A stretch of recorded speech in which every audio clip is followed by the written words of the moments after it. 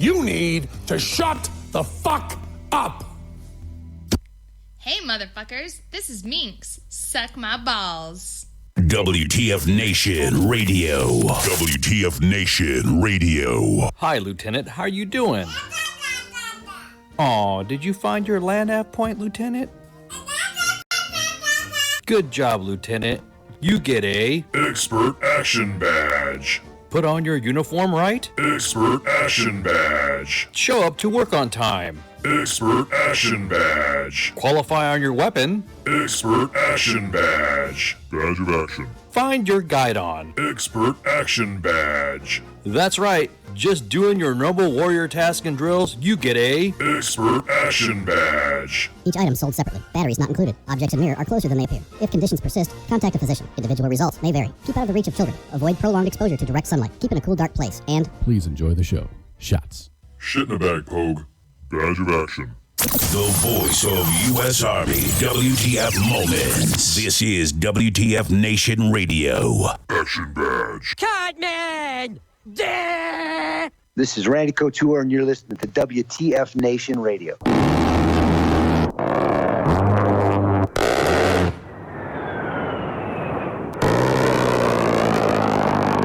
Everything stated on WTF Nation Radio is to be considered the opinion of the person that stated it, and not an official representation of WTF Nation Radio or U.S. Army WTF Moments. price does not include tax, title, or license. Some assembly required. Each item sold separately. Batteries not included. Objects in mirror are closer than they appear. If conditions persist, contact a physician. Individual results may vary. Keep out of the reach of children. Avoid prolonged exposure to direct sunlight. Keep in a cool, dark place. And Please enjoy the show. Shots.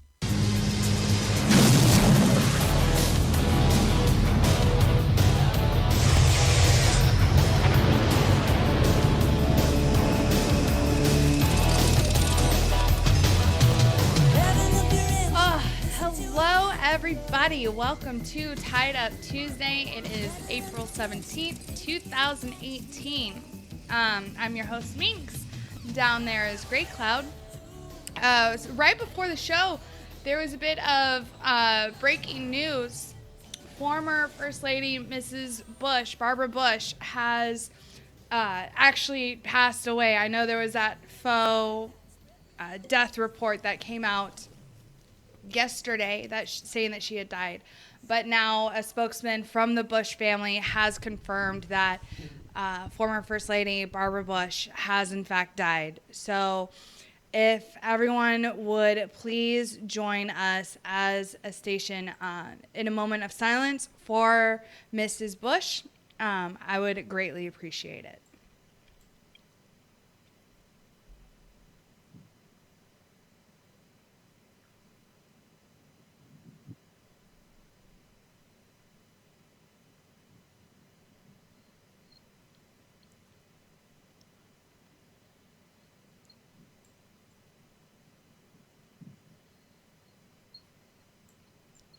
Awesome. Thanks, you guys.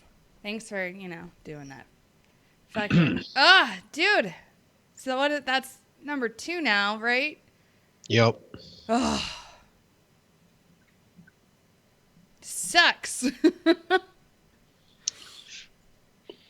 Yeah, it's it's one of those, and you hate to say it that way, but it's just fuck. Right? Our generation is starting to lose those that we grew up with, and those that were influential roles and whatnot. Mm-hmm. And I put this out when the I forget when now shit when I went and saw the new Star Wars, and and you're looking all that, and when Han Solo dies, right? Yeah. And I wrote this big thing, and it really made me question the mortality of everything. And as you see in the movie, our heroes are literally dying. Right? Right? And it's, oh my God, what are they going to do with the next one? Leia's dead. Yeah, and that's the thing, it's fuck.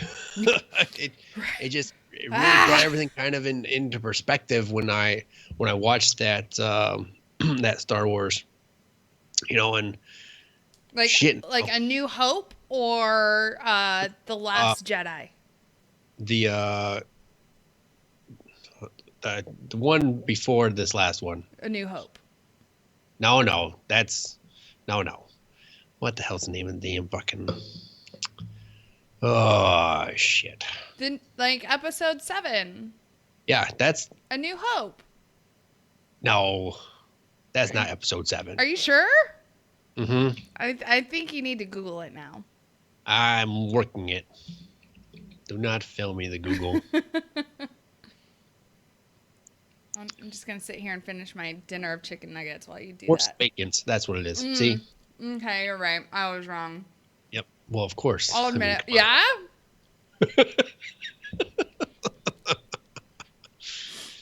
Fucker. I mean, let's be real. But no, it's it's just one of those things where you really start to think about everything in perspective and what's going on, and it just kind of oh man, yeah. Anyway, let's not. Oh, but I do have a funny, well, not funny, haha, but with the passing of Arlie Emery over the weekend and whatnot,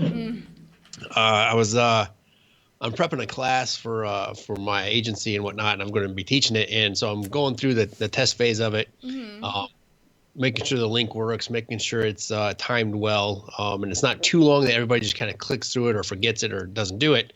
And at the portion, it comes to this very end portion about it, and they're wrapping up the summary. They talk about OPSEC, right? And guess who's giving the OPSEC portion? You? Gunny. No. Yeah, it was really awesome. Freaking, I was fucking watching random like videos, like scrolling through Facebook today because I only had one case and it was done at like 10. And so I was like, all right, well, now what the fuck do I do? Because our hospital has Joint Commission surveyors right now.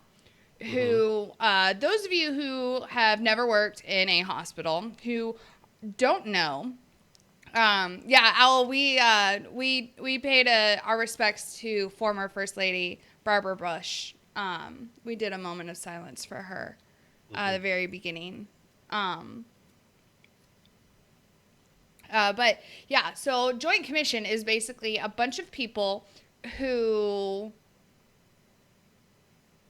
come up with these absurd rules and regulations on sections that they've never fucking worked in. Case in point, a lot of people that survey the operating room have never worked in one. But yet they'll cite us and they'll fail us on an inspection for not adhering to what they deem necessary to be, preventative measures for infection control. This is how fucking stupid it is. So apparently Joint Commission has put out this study, which it's not a fucking study. It's just some nurse who wants to go down in fucking history as like, oh, I designed this fucking regulation. And so basically, I wear cloth caps over my head, right? To, hold all my hair in. I've got a lot of fucking hair. And to prevent my hair from falling into, the surgical site or like into the sterile field. I have never had an issue with any of my hair getting into any of my fields. Ever. In 13 years. Tell me why. For no fucking reason, out of nowhere, all of a sudden now I have to wear a stupid, dorky looking disposable one over my cloth cap. Because this one nurse is like, oh, this might, possibly, could potentially, maybe help with infection control and post-surgical site infections. When in actuality, actual physicians, like surgeons, have done studies, like at the American Board of Surgeons has done a study on this and has shown that it actually causes more infections than if you just wear your fucking cloth cap. But what would they know? They're just surgeons. Right? It's only the American Board of Surgeons, but fuck them, right? Yeah, they don't know damn what it. they're talking about. Well, hold on. I got an emergency announcement. Hold on. I gotta pull it up now from the main page. Stand by. Sorry. Breaking news. It is breaking, kind of. Breaking news. Because we have stuff to give away over the main page. Oh. Yeah. We're cool too at the main page. No. What? Don't you know me? Fucking heard me. Don't start. What? Or what? Don't mute me, please. That'd be terrible. There it is. Bam. Nation, if you're listening and you are the early recipients, because we are still in the first 15 minutes of the broadcast, head over to the main page, send the main page a message. We have 2 sets of tickets to give away to the Bowling Green Hot Rods. Friday, April 27th at 6:35 p.m. That's 18:35 for us still checking that time. They look to be good seats. We have them 2 sets of 2.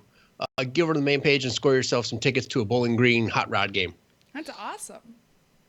Yep. So get over there. Tell the main page you heard it on the Nation Radio and you're looking for some tickets.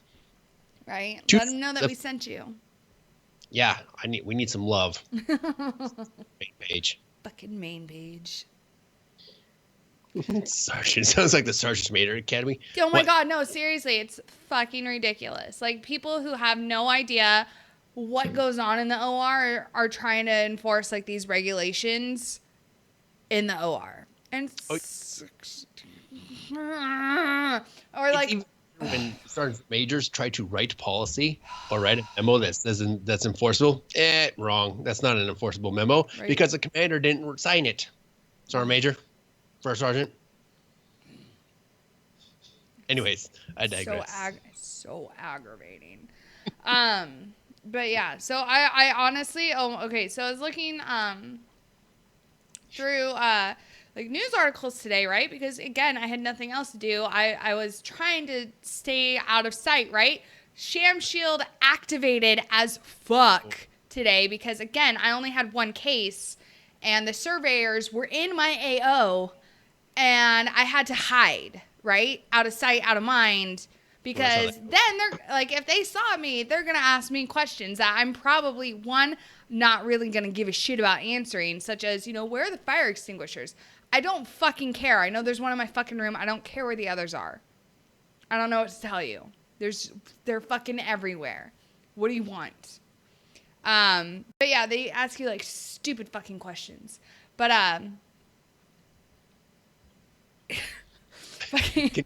But yeah, so my Sham Shield definitely activated because like after my case, I was like, what can I do to appear busy? So I couldn't, I can't walk around with a coffee cup in the OR. So instead I just grabbed some papers and like was walking around in like a fast manner of making it look like I'm busy doing something. Oh my God. Oh, that was weird. What were you doing there, No, hero? My phone fucking just went off. It's possessed. It's fine. But yeah, so I'd go and I'd hide, and then I would like, scroll through my phone, looking at news articles, and I saw one that I got super concerned about because apparently there's someone stalking, an alleged stalker was arrested outside of Taylor Swift's house. And I got super concerned because I was like, shit, my sister got arrested. No, like seriously, because my sister is huge. My sister is a huge Taylor Swift fan. Huge. And so I saw the fucking headline and I was like, fuck. Like, I almost texted my sister and be like, are you in jail right now? But then I was like, if she is, she's not going to be able to respond. So let's just read the article first. So the article goes on to say apparently this is the 3rd person who's been arrested in recent weeks for an incident near Taylor Swift's house. The latest is a 38-year-old Colorado man. Way to go, Gray Cloud. Hey, nowhere near that location. I know you're not, but you know, you are Coloradoan. So. And? Just saying, your fucking people are weird. Get them in check, dude. At least I'm not. Anyways, continue. What was that? Nothing. Right now, anyway. But yeah, so he said he told police he road tripped to her Beverly Hills residence in hopes of meeting the quote blank space singer. TMZ reported. The man was reportedly busted on Saturday after he showed up in front of her house, prompting Swift's security team to alert the authorities. He was then arrested for felony stalking after police spoke to him and looked through his car. The unidentified perpetrator, who remains in custody, is expected to be ordered to stay away from Swift following the arrest. The arrest comes less than 3 weeks after a man named Bruce Rowley was arrested in Connecticut for allegedly robbing a bank, a stunt he told police he hoped would impress Swift, according to TMZ. Rowley also told authorities he tossed some of the stolen loot onto Swift's property in Rhode Island, though it's unclear if he actually did go to her home, as he says. State troopers chased Rowley back to Connecticut, where he was arrested after spotting him in Rhode Island. Another man, Justin Lilly, was arrested for trespassing this month for attempting to climb over a wall to Swift's Beverly Hills home, according to TMZ. Police reportedly characterized Lilly as a transient, and he was sentenced to 3 days behind bars and 3 years probation. Apparently, they found rope and like a knife on that fucking dude. Who needs a rope? Okay. Wow. Oh my God. What? So to go back to the tickets thing really quick, because I'm being lectured by somebody. Bowling Green, Kentucky, in case anybody wondered where Bowling Green was. Bowling Green, Kentucky is where this event is taking place for these tickets. So again, get over to the main page, get some tickets, go check out a game, and enjoy yourselves. God. Anyways, but seriously, wow, I didn't realize that she was that stopped. I just saw that lecture.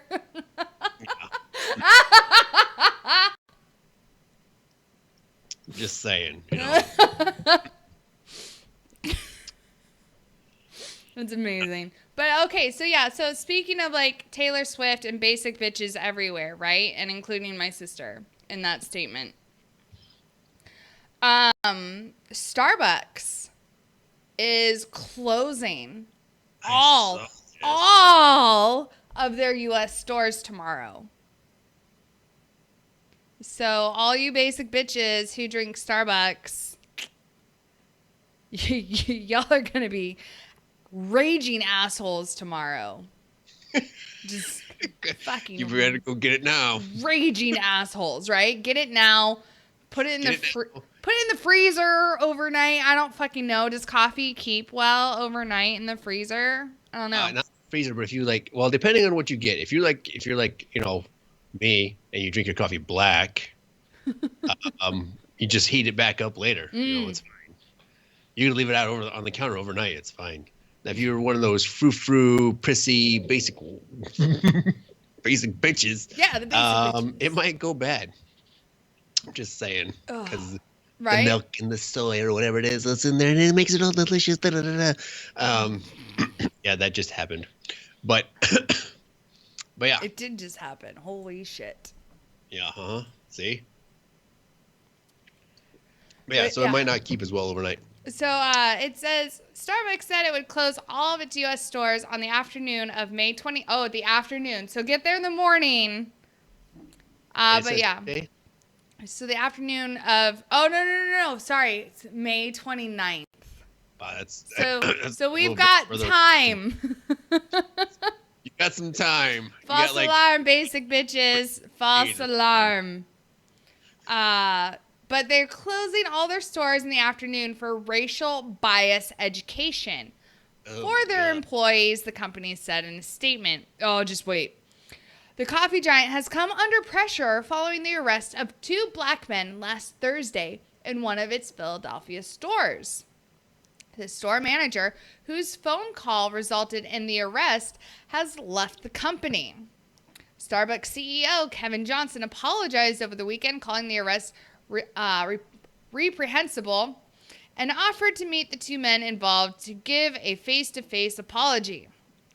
Quote, I've spent the last few days in Philadelphia with my leadership team, listening to the community, learning what we did wrong, and the steps we need to take to fix it, Johnson said in a statement. While it's not limited to Starbucks, we're committed to being part of the solution. Closing our stores for racial bias training is just one step in a journey that requires dedication from every level of our company and partnerships to our local communities.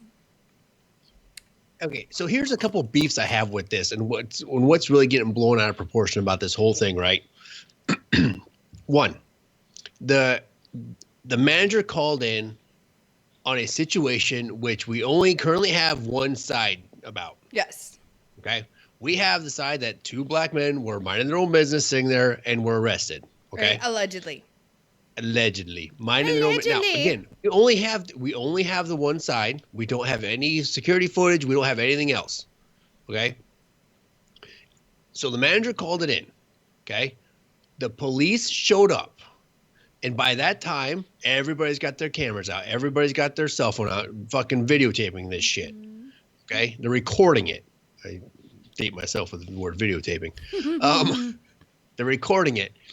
Now, the both sides, and I'll give both sides this. They acted were calm, mostly, okay, and professional. Okay, there was no beatings that happened. There was no shots fired. Nothing of that happened. Okay, the cops did the job that they were called to do. The individuals were considered trespassing at that time. Therefore, they were arrested for trespassing and taken downtown. And they started going through the process. Okay? Well, to go through that process and to be held, you have to be charged or whatever else it is. Okay? If you actually read the story, and the chief of police, who is black, backed his officer's decision and commended them for their professionalism and the way they handled the situation. Right? Yeah, and freaking Godzilla over here brings up an absolutely perfect point. Loitering is a crime. You can't just sit down somewhere and just chill all fucking day and not order something, especially if you go to a place where it provides a service like Starbucks. If you just fucking go there and you don't order anything, that's considered loitering. That's illegal. Correct. Now it can be. Now I have been at many Starbucks and not ordered a coffee ever. Loiterer. I know, but they provide an environment that, in most places, they provide an environment where that is considered a social norm. You can go into Starbucks, you can sit down, you can pull up your laptop, read a book, or whatever it is, and just relax in that environment while you're waiting on either an appointment or something else, or you just want to go there to study. Students go there all the time because of they provide free Wi-Fi. Okay. Wi-Fi. So it's very interesting that this is getting the attention that it's getting. Mm-hmm. Okay. It is a business. 1, 2. It's also private property. A business is not a public space. That business pays rent to have that property and to use it for what they want. I.e., they could kick you out if they fucking felt like it. So let's cut to the bullshit. This is not a racial thing. This is not a bias thing. This ain't anything else. Okay? The manager assessed the situation, thought that they did not need to be there, and made a call, right? So, but everybody, because the individuals were black, right? They want to turn it into a racial thing right away. because that's what it is. And I give props to that chief of police sticking up for his guys. You know, they went in there. Oh, they should never bullshit. They were considered trespassing at that time. Right? Especially if they had been asked to leave by management and they hadn't. Once you are asked to leave and you remain, you are trespassing. Right.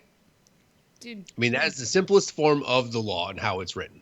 Is there a storm going on where you are? No, why? I don't know. Your internet's super slow tonight. Your Skype is like...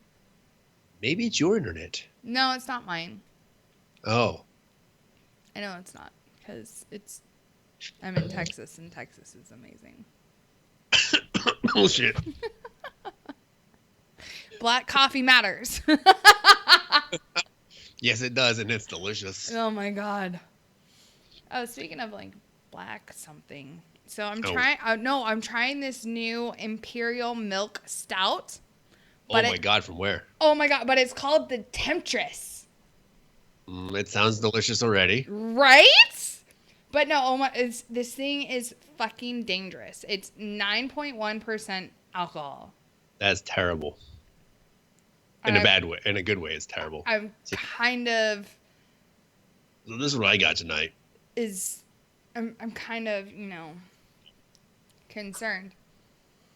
Oh, it smells so good though. But yeah, it says pairs. It says it pairs well with robust blue cheese, which that's always good, right? Dark. Sure. No, I do. Cheese. I like blue cheese. I do. That's just terrible. I'm sorry. Whatever. You're terrible. Dark chocolate, which again is amazing, yeah, and it also says it pairs well with sin. Wow. Which. What alcohol doesn't pair well with sin? Right? What the fuck doesn't pair well with sin? Everyone wants to sin. Fine. Hold on, right?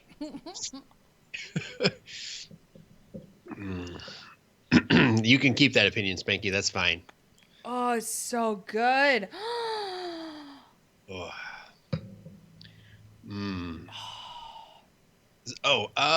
there's another story I want to get to if you don't want to talk about anything else yet. Oh no, go by all means. So my trips back for school got a little more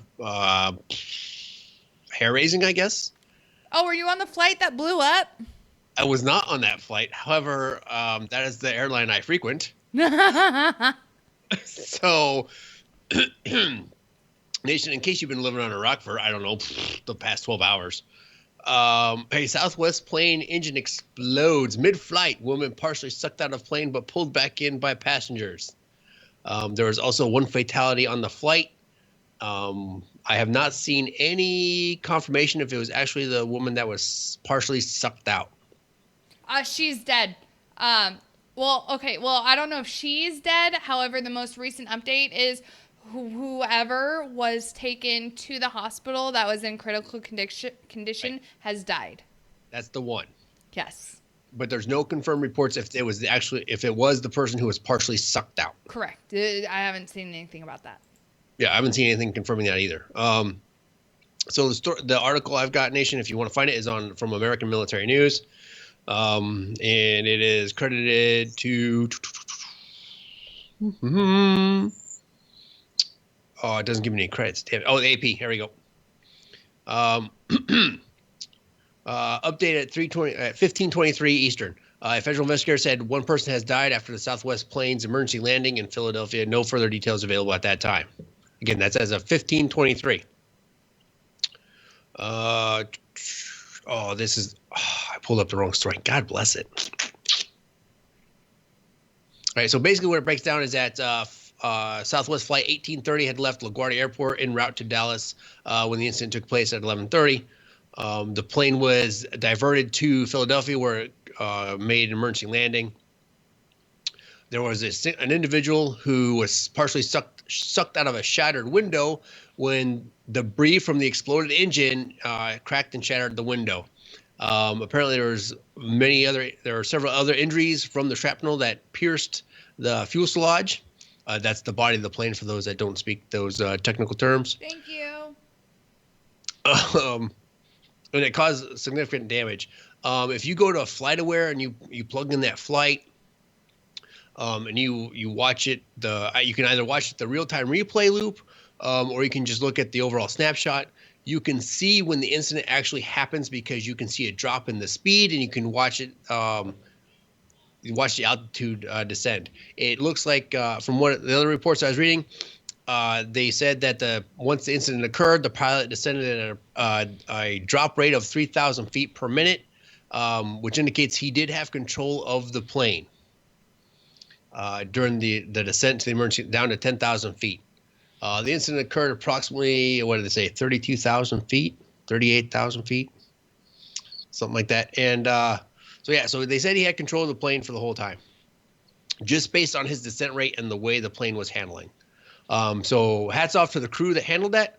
However, it makes it a little more on edge going to and from school. Right. Just, So I want to get back to former First Lady Barbara Bush really quick. okay. All right. So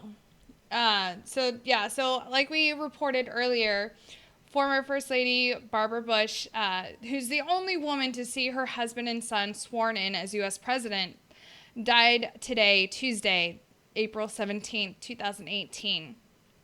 She was 92 years old. Mrs. Bush was the wife of the 41st President George H.W. Bush and mother of 43rd George W. Bush. The Bush family had announced in a statement on April 15th that she was in failing health and had decided not to seek further medical treatment and instead would focus on comfort care. Bush reportedly had been battling chronic obstructive pulmonary disease and congestive heart problems in recent years. Mrs. Barbara Bush was dubbed the Silver Fox by her husband and children. She was known for her snow white hair and for being fiercely protective of her family. She was the First Lady when her husband was in the White House from 1989 to 1993. Her son, George Walker Bush, triumphed in the disputed 2000 U.S. election and was president from 2001 to 2009. The father and son presidents were sometimes referred to as Bush 41 and Bush 43. The Bushes celebrated their 73rd wedding anniversary in January 2018. Barbara Bush had been an independent streak and could be sharp-tongued. As First Lady, she promoted literacy and reading, but said she was more interested in running a household than in helping her husband run the country. She discouraged speculation that she wielded political influence with the presidents, like her predecessors, Ronald Reagan's wife, or Nancy Reagan, and Jimmy Carter's wife, Rosalind Carter. Quote, "I don't fool around with his office, and he doesn't fool around with my household," she once said. "She'll speak her mind, but only to him," said Jack Steele, a longtime Bush aide. The only other woman to be both wife and mother of a U.S. president was Abigail Adams, the First Lady from 1797 to 1801. She was a major influence on husband John Adams, the nation's second president, but died before son John Quincy Adams was elected president in 1824. Another of Bush's son, Jeb, was served as governor of Florida from 1999 to 2007, sought the 2016 Republican presidential campaign, and she campaigned for him before he dropped out of the race. The Bushes had 6 children. A daughter, Robin, died of leukemia in 1953 at age 3. And then the article goes on to say that her hair began to turn prematurely white after the shock of the girl's death. In addition to George W. and Jeb, the other Bush children were sons Neil and Marvin and daughter Dorothy. The Bushes married on January 6, 1945, and Barbara set up households in numerous cities as her husband moved from being a Texas oilman to being a member of Congress, Republican Party leader, U.S. envoy to China and the United Nations, and head of the CIA. George W. Bush made no secret that when he was growing up, it was his mother he had to answer to when he got in trouble.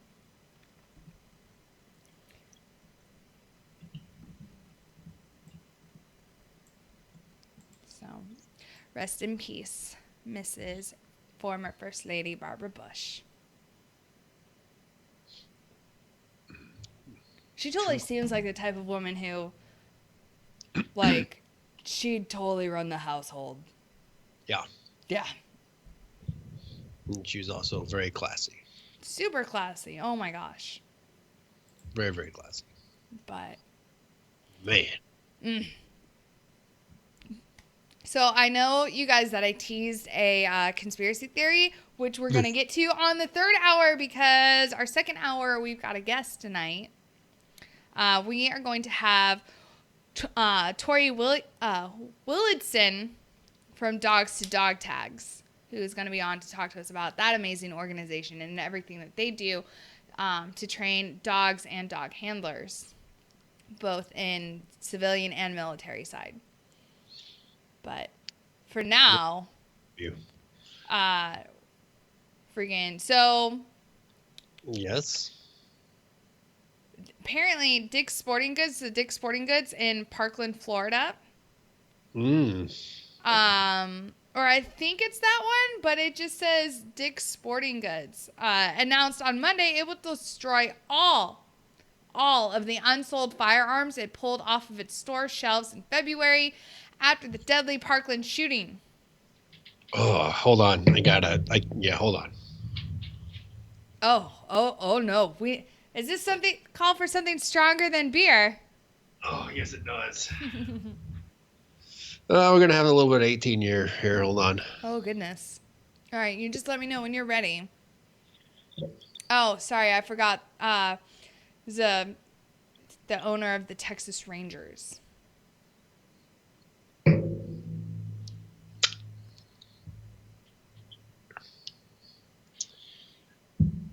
Okay, continue.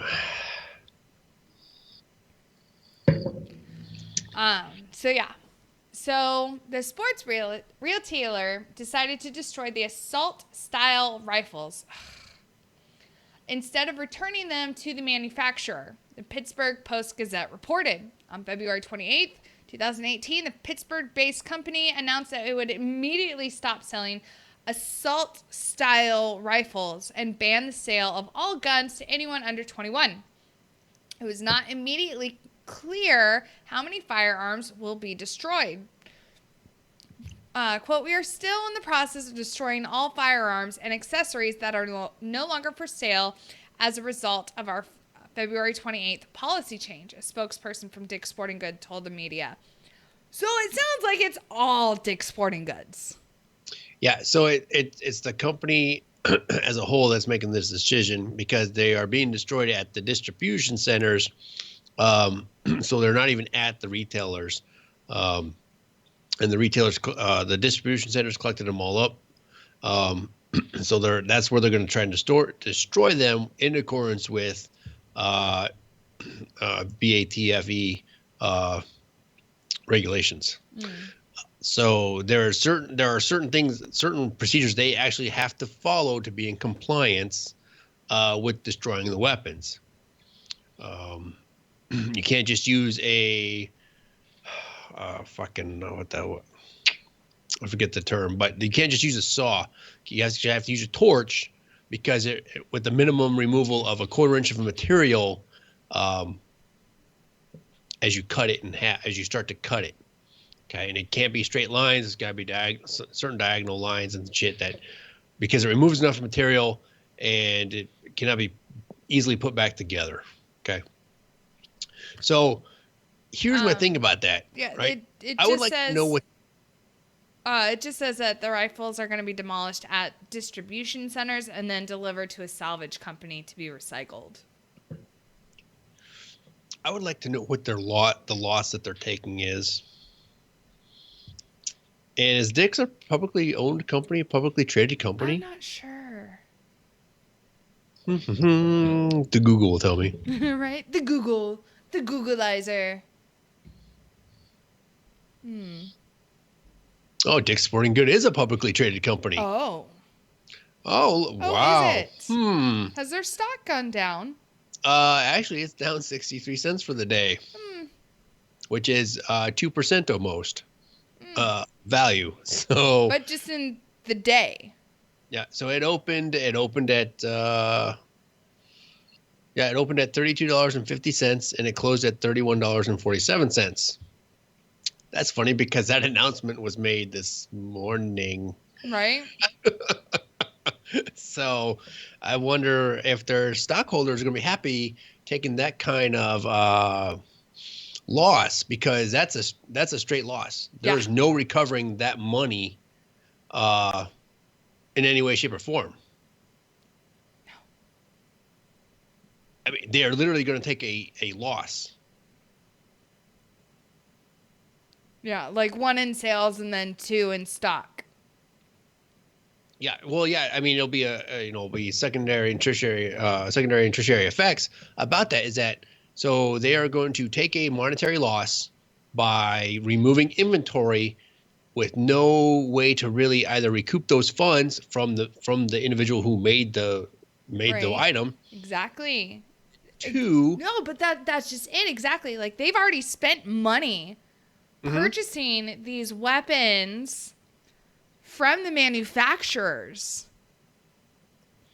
And then, because that's how, fucking stores work. So they spend money to buy shit from the manufacturers, up the cost, so that way they can make a profit off of it. Right. And again, there's no way to, and cost hit it well. You can't write that off. You are choosing to destroy your own inventory. Right? Yeah. It's not like it was defective. You can't send it back and be like, give me my money back.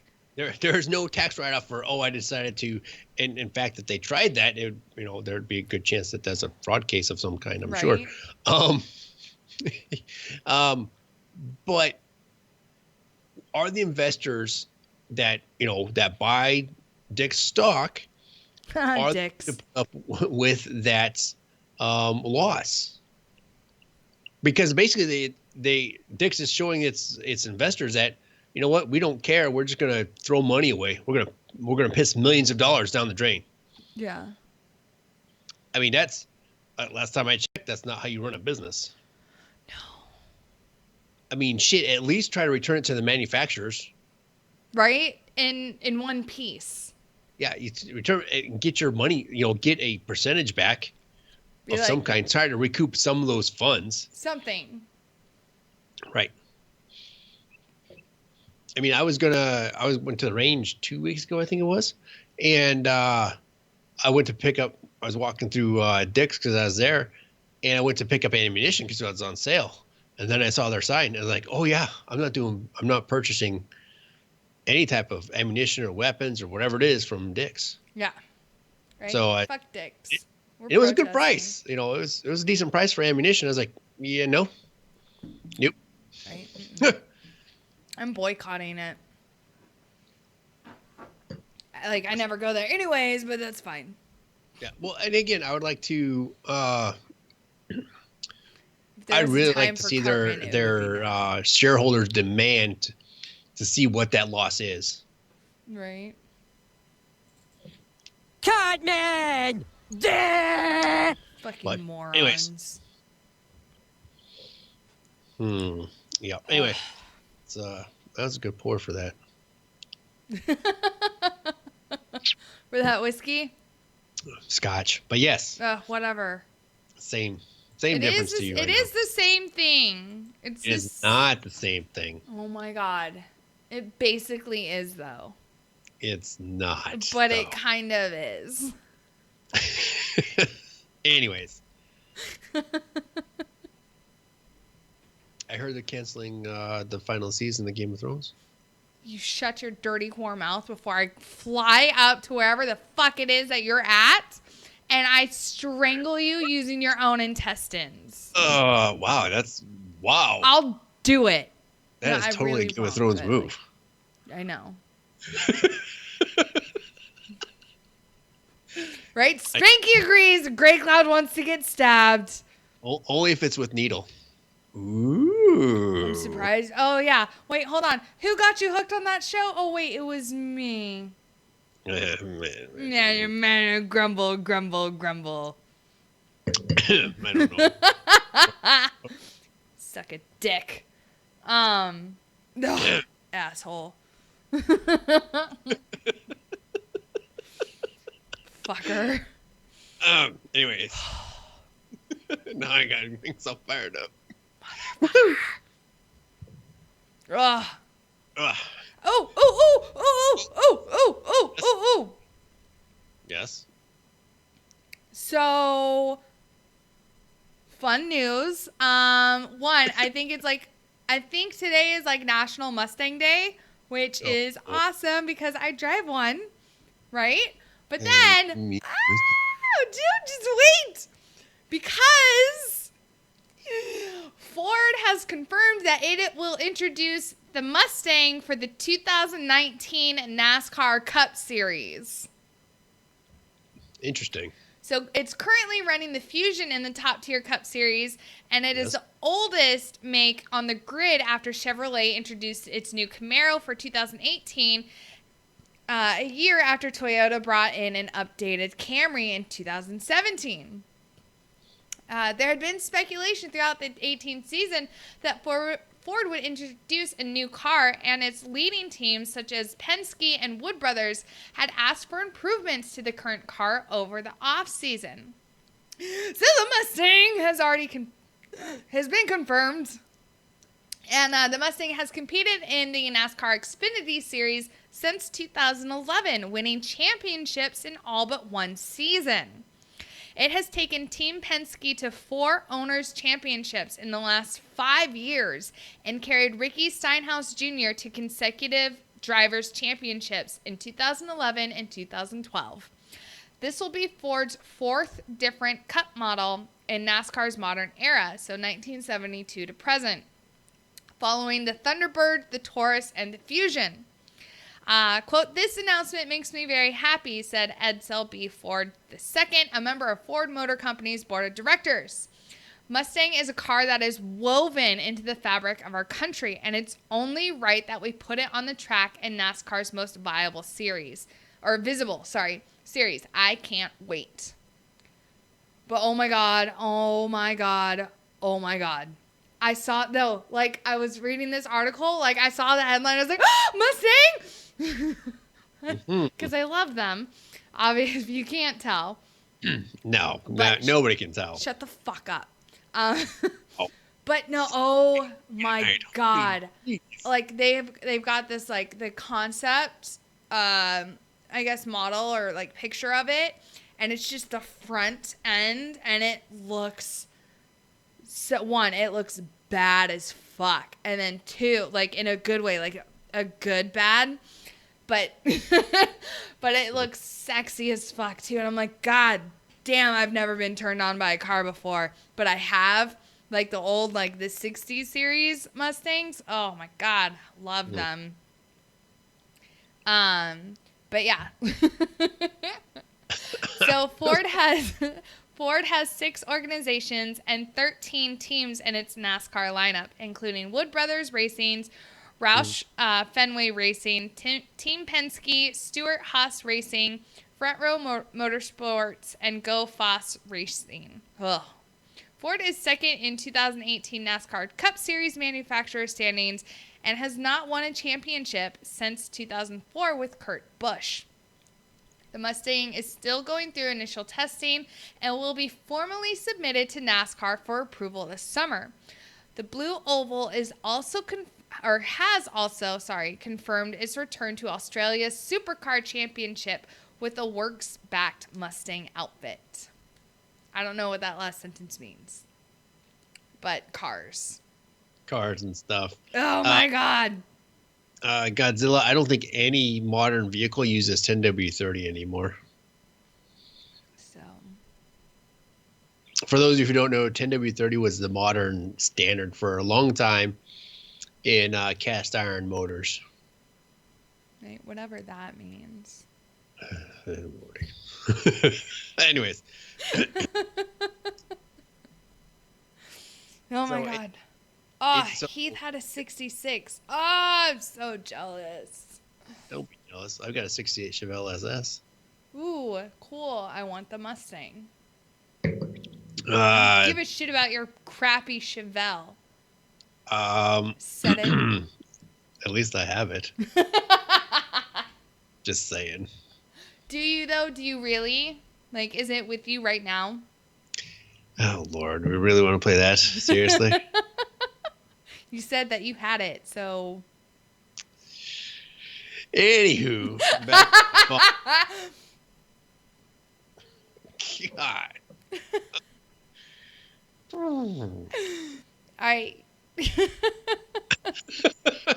Holy Lord. You want to know what's really exciting? Like, beyond the Mustang coming back to NASCAR? What? The Korean War might actually end here shortly. Yeah. I've got that. I got the New York Post article pulled up. Yeah. You want to talk about it? Yeah. We can do that in like 9 minutes or so. So, Nation, another unexpected announcement from today, which I find very, very intriguing, is North and South Korea are in talks. Well, they are going to meet next week at a summit. But interesting that's been leaked from that about that summit is they are looking to a formal end to the Korean War. So the article I've got is from the New York Post. If you want to go find the article. North and South Korea are discussing plans to make a stunning announcement at their leaders' summit next week. A permanent end to the 68-year state of war between the two, according to reports. North Korea's strongman Kim Jong-un and South Korean President Moon Jae-in may release a joint statement saying they will seek to end military conflict. An unidentified Seoul official told Moonhwa Ibido newspaper Bloomberg reported. The two men are scheduled to meet April 27th in the border village of Panmunjom, the third ever summit of the leaders from the two Koreas. Pyongyang and Seoul have technically been at war since the 1950-1953 Korean conflict ended with a truce. Despite occasional flare-ups between the two nations in the years since the armistice, the two Koreas have managed to avoid an all-out war. A successful summit could pave the way for a historic meeting between Kim and President Trump, the first between a sitting U.S. president and a North Korean leader. Quote, ending the state of conflict is the core of the whole thing. Peace is as complicated as denuclearization, John Delury, associate professor of Chinese studies at Yonsei University in Seoul, told Bloomberg. There also has to be a process of actually delivering the peace, he added. Among the issues that would have to be addressed are the hundreds of thousands of troops along one of the most heavily fortified borders in the world, vessels patrolling both coasts, the South's military alliance with the U.S., and the hosting of American forces. Right, I want to stop right there on this article because, Nation, for those of you who don't know, Asians play the long game. Okay? They remember for like fucking ever. Right? And that's why there's a lot of, bad blood in that region, is because they remember everything for like ever. And they play the long game. So that last paragraph about the issues that would need to be discussed is, what is the true end state of the North at this point? Right? Would the North want to see a rapid reduction in U.S. presence in the South? How much say does the South get in keeping us there? How much say does the U.S. get in us staying there? So it's not just as easy as, this article makes it sound that, oh, yay, they're going to come to an agreement and they're going to sign an actual treaty, and that's the end of it. No, there are many, many ramifications to this, to include the withdrawal of our own troops. Now, with that being said, what happens if they force a rapid reduction of U.S. forces on the peninsula? Who actually becomes the major player and stakeholder in the region? Ooh. My guess would be China.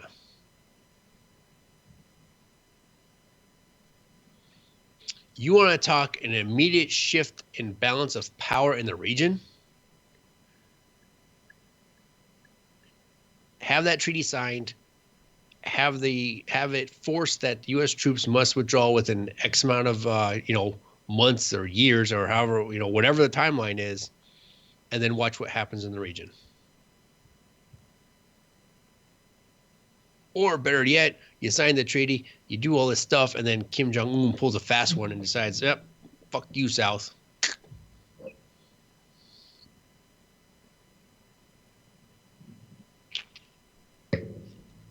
There's some tinfoil hat for you. Ooh, we don't have time to get into our tinfoil hats yet. Great Cloud, we have a guest in like 4 minutes. I know, but it's something really, really to consider, okay? These are unprecedented steps from the North since 1953. Yeah. Okay.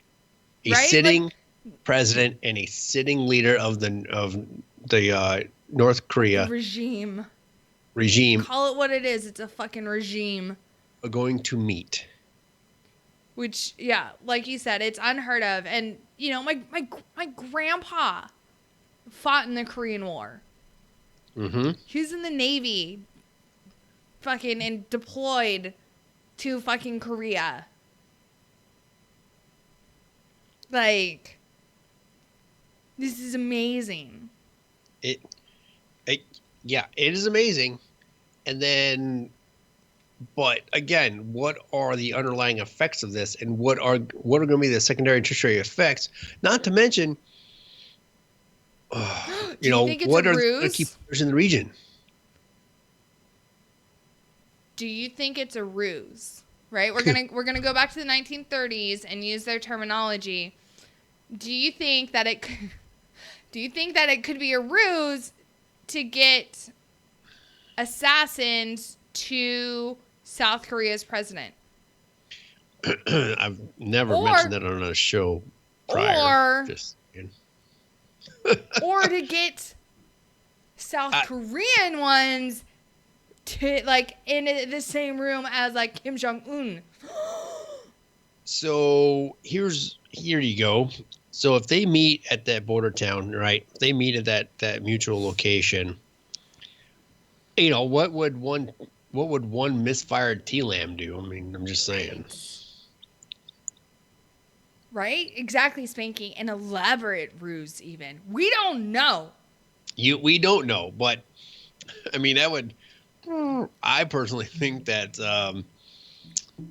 either when he meets with Trump or when he meets with Moon, Kim Jong-un might sacrifice himself to change the balance of power. Oh my God, that's crazy. All right, it's break time. We can't get into this right now. I'm just saying. We can't get into this. There's a third hour. Right? Yes, exactly. No, our third hour, y'all, is going to be nothing but conspiracy theory. So third hour, definitely grab you some tinfoil and make a hat. I might actually do it. I brought my Alexa into this room, into my office. I might have been jamming out to Taylor Swift while I was getting ready for tonight. Don't judge me. No judgment, but Alexa confirmed that chemtrails are real. I did mute her though, so she's not listening to anything I say. In theory. All right, y'all. We're gonna be back here shortly. We're gonna go to break, and when we come back, we're gonna have Torre Willadsen from Dogtags.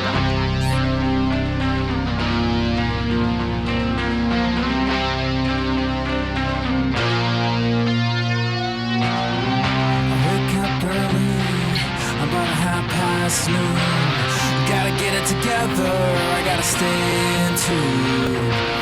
Seems time's against me, but I hate to rush. Gotta keep it between the lines until I hit the dust.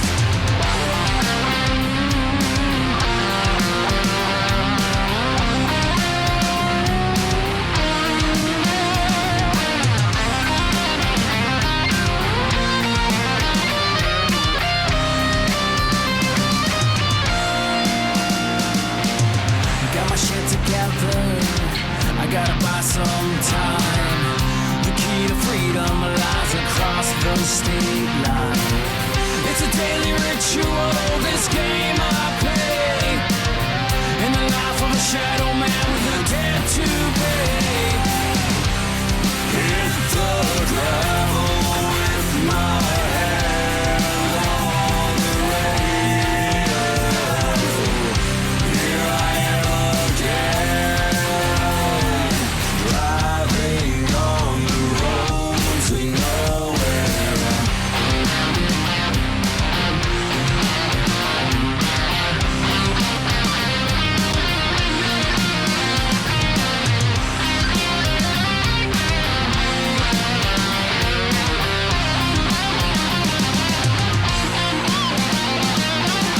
My mouth is blurry and my vision's dry.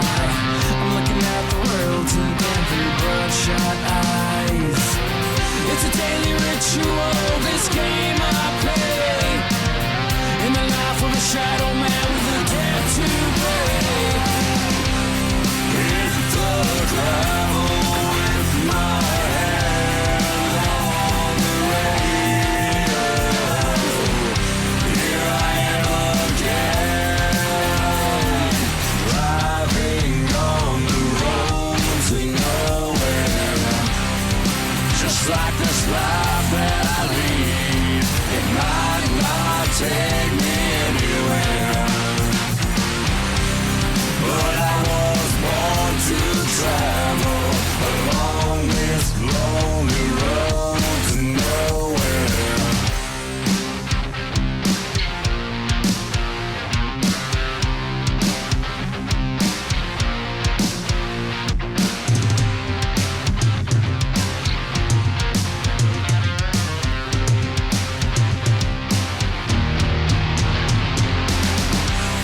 Hit the gravel with my hand on the radio. Here I am again, driving on the road to nowhere. Just like this life that I lead, it might not take me anywhere. But I was born to travel along this lonely road to nowhere.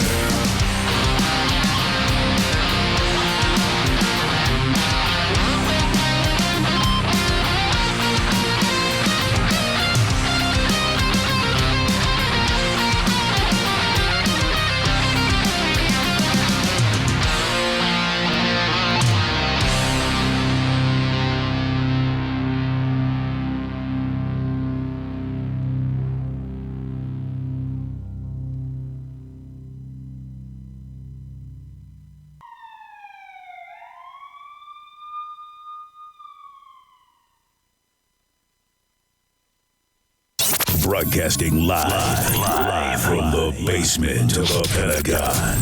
This is WTF Nation Radio.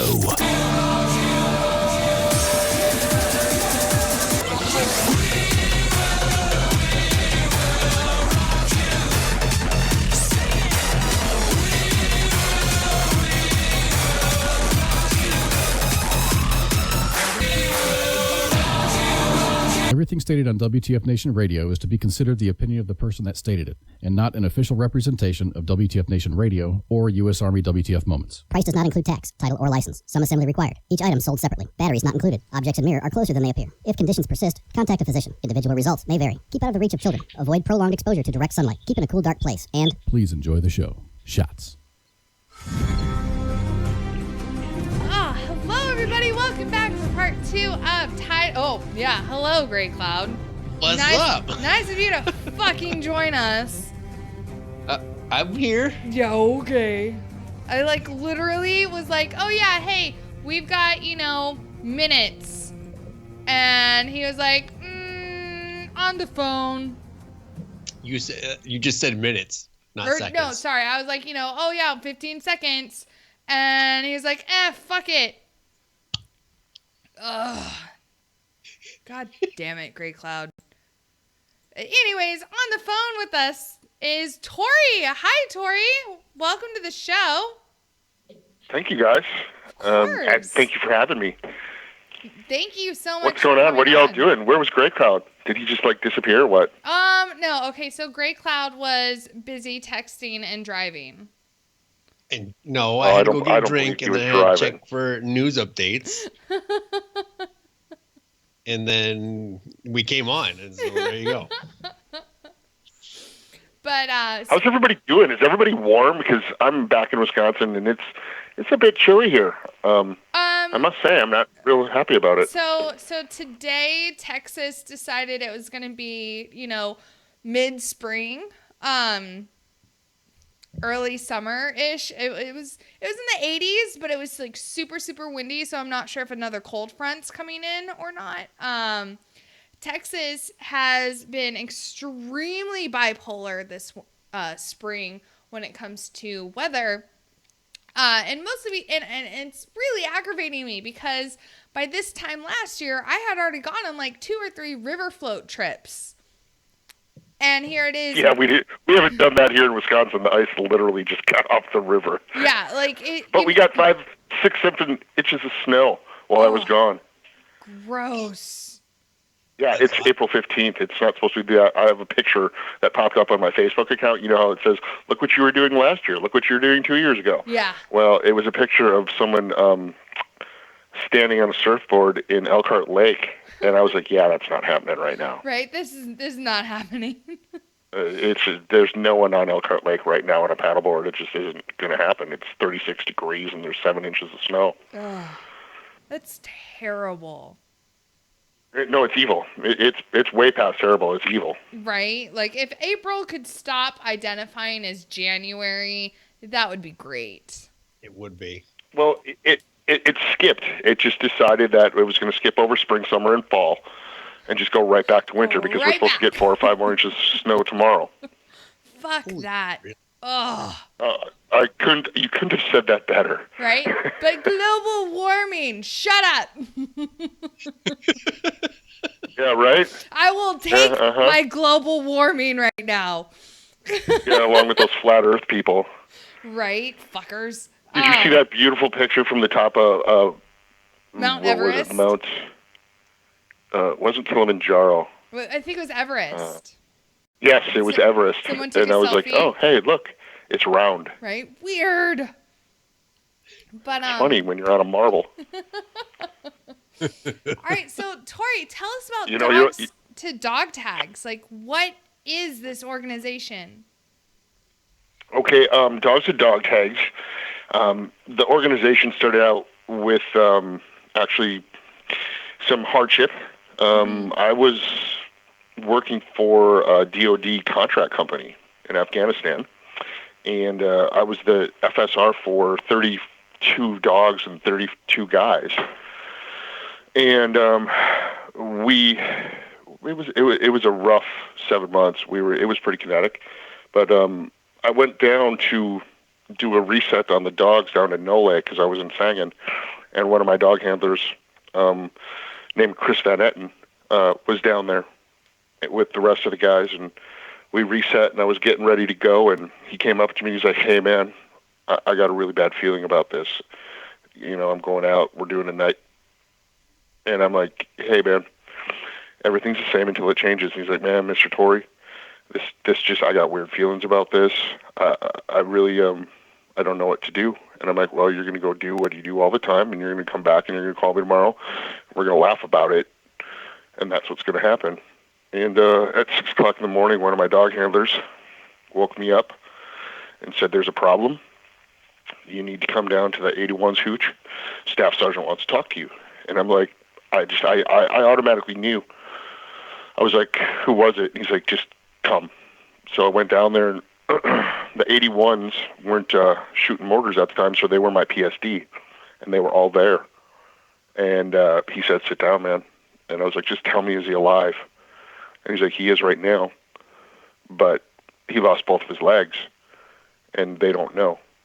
And right then and there, it was, I was a civilian, so I was straight civilian. I've always been a great American. I've always believed in our servers and the guys who serve for our country. And that was one of the most it was a huge pivot point in my life, because it happened to be Chris. And we had just had that conversation 6 hours before that. And he literally, when I was sleeping, got blown up. He didn't have his dog. It was a night patrol. And they kind of walked into a daisy chain. And everything that happened after that has kind of got me to where I'm at right now. And, when he came to in Germany, he sent me a message and he's like, hey man, I need my dog really bad. So my battle with the company that I was working for to get his dog out of country to him in the hospital kind of sparked this whole thing. And it kind of grew from there, from me wanting to get my Marines and the Army guys that I trained their dogs that they served with, to when I got home, a lot of the guys from the 7th, I was with the 7th Marines over in Afghanistan for that tour in 2012, started killing themselves. And it was at an alarming rate. It seemed like, it was like almost, I was like, you gotta be kidding me. The first 2 years after coming home, my phone was never off. It was on 24 hours a day, 7 days a week, 365 days a year. And everybody was just, wives would call, they would call, talking guys off the ledge, talking to their wives about what they're doing, talking to their girlfriends, their moms, because when you're over there as an FSR, sometimes you can't get in touch with the guys. So they were like, hey, get a hold of Mr. Torre. And I'd be getting messages from everybody's family to find out what was going on, because we were in River City a lot. It seemed like every fucking day we were in River City, and it was hard for anybody to get any info out. So I kind of built relationships with a lot of the families and the spouses and the girlfriends and the moms and dads and them all at the same time. And after Chris got hit, the whole idea was, I'm a dog guy. I love dogs. I love my veterans. They're killing themselves. What can we do about it? And it kind of turned into, let's train up dogs and get them from either donated or the Humane Society or shelters, and get them to these guys for free, because they're expensive as hell. It's really, and there's waiting lines. And I saw the effect it had on them while we were in country. Not even just the handlers, but the rest of the battalion would come by the dogs and say, hey man, how you doing? What's going on? And I shouldn't say this, but I wasn't supposed to let anybody interact with the dogs. But how do you say no when you're in that kind of situation? Oh my God, I totally did that actually when I was downrange. It brings a little bit of joy to these guys, because Sangin's no joke, man. It was fucked up. I mean, I saw things that I probably shouldn't have seen. As a civilian, I wasn't really prepared for what was going down. And it was legit. Well, this is war, and my guys are in it. So the anxiety of every time one of my guys left the wire without me in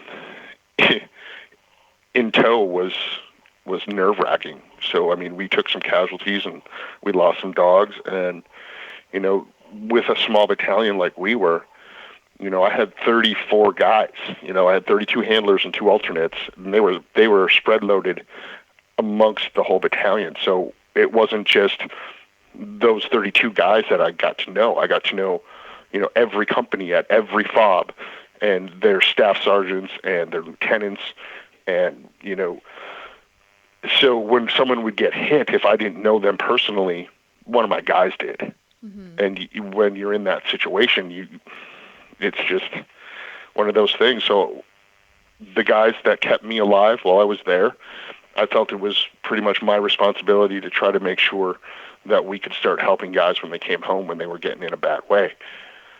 And that's kind of how it started. And it started slow. It was just me with an idea, and it kind of, rolled into talking to some really cool people that are really, I'm not a business guy. I'm a dog trainer. And that's that. Sit here, heal.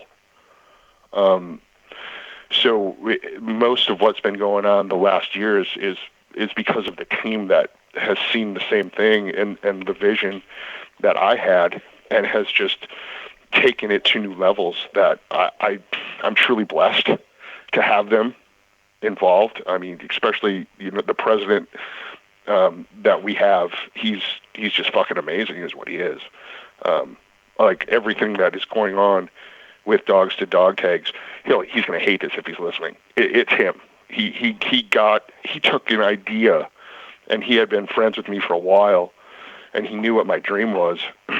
But unless you have that person, a dream is just a dream, and an idea is just an idea until you have someone that can take it and make it happen. And he's really, he's done that. And we have some really cool things that are coming up, and we have some, really good people that are involved with us now, and I think we can really make a difference to a lot of people. And that's what we want to do. That's what the mission is: saving dogs and saving guys, and giving them, the opportunity to have a life together, And that's pretty much it. I mean, I'm sure I've missed some stuff. This is like my first radio interview. So, I mean, that's kind of the history and where we're at right now, but the mission has never been anything different but saving dogs and saving guys. And that's what we're doing, and that's what we're going to continue to do. And we want to grow it and make it happen, and start at a grassroots area and work from, this small village makes a big population. It takes a family kind of thing. Yeah. And, that's where we're at. We have some really cool people involved, and we've had some really good people step up and donate money to make it possible to where we're at right now.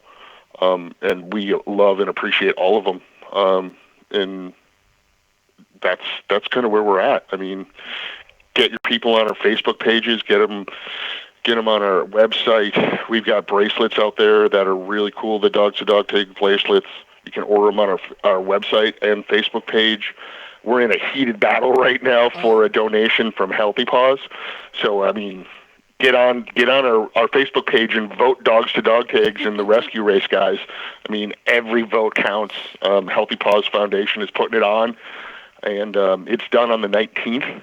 So whoever's got the most votes by the 19th wins, the foundation money, and it goes directly to a nonprofit. And we're hoping that, we can potentially be the one who gets the first prize, because they've got, I think, five prizes, and, they're all great nonprofits. I mean, if you don't vote for ours, vote for one of them. Of course, I want you to vote for ours, but read them all. They're all good people. They've all got great causes, and it's all for good issues. Nice. Yeah, so, Torre, I've got your site pulled up, and I'm looking at the support gear, and I do see the the bracelets, but shirts and the 2 shirts and the hat out of stock. Obviously, that's a hot item. Seriously? Yeah, and here's the deal. We're just getting on the whole gear supply thing right now. The shirts, yeah. So we completely underestimated how many we were going to need, and we're getting new order hats in. So keep watching, guys. We're going to be adding some really cool stuff from Red Rock Outdoor Gear. A friend of ours is got a company called Red Rock. He's a veteran. He's a good dude. He does everything he can for veterans, and we're working out with him right now on leashes and collars that have the Dogs to Dog Tag on it. Jeff Kyle is his name. He's a great guy. Helps veterans, supports. He's in the Pipe Hitter Union, Red Rock Outdoor Gear, the Chris Kyle Foundation. He's always doing something for veterans, and he's a great guy, and anything he does, people should really, support, because he's a stand-up dude. Good gear, as they would call him. So he's looking at making our collars and leashes, and the hats will be coming soon, and the T-shirts we're getting on again. I mean, we're new.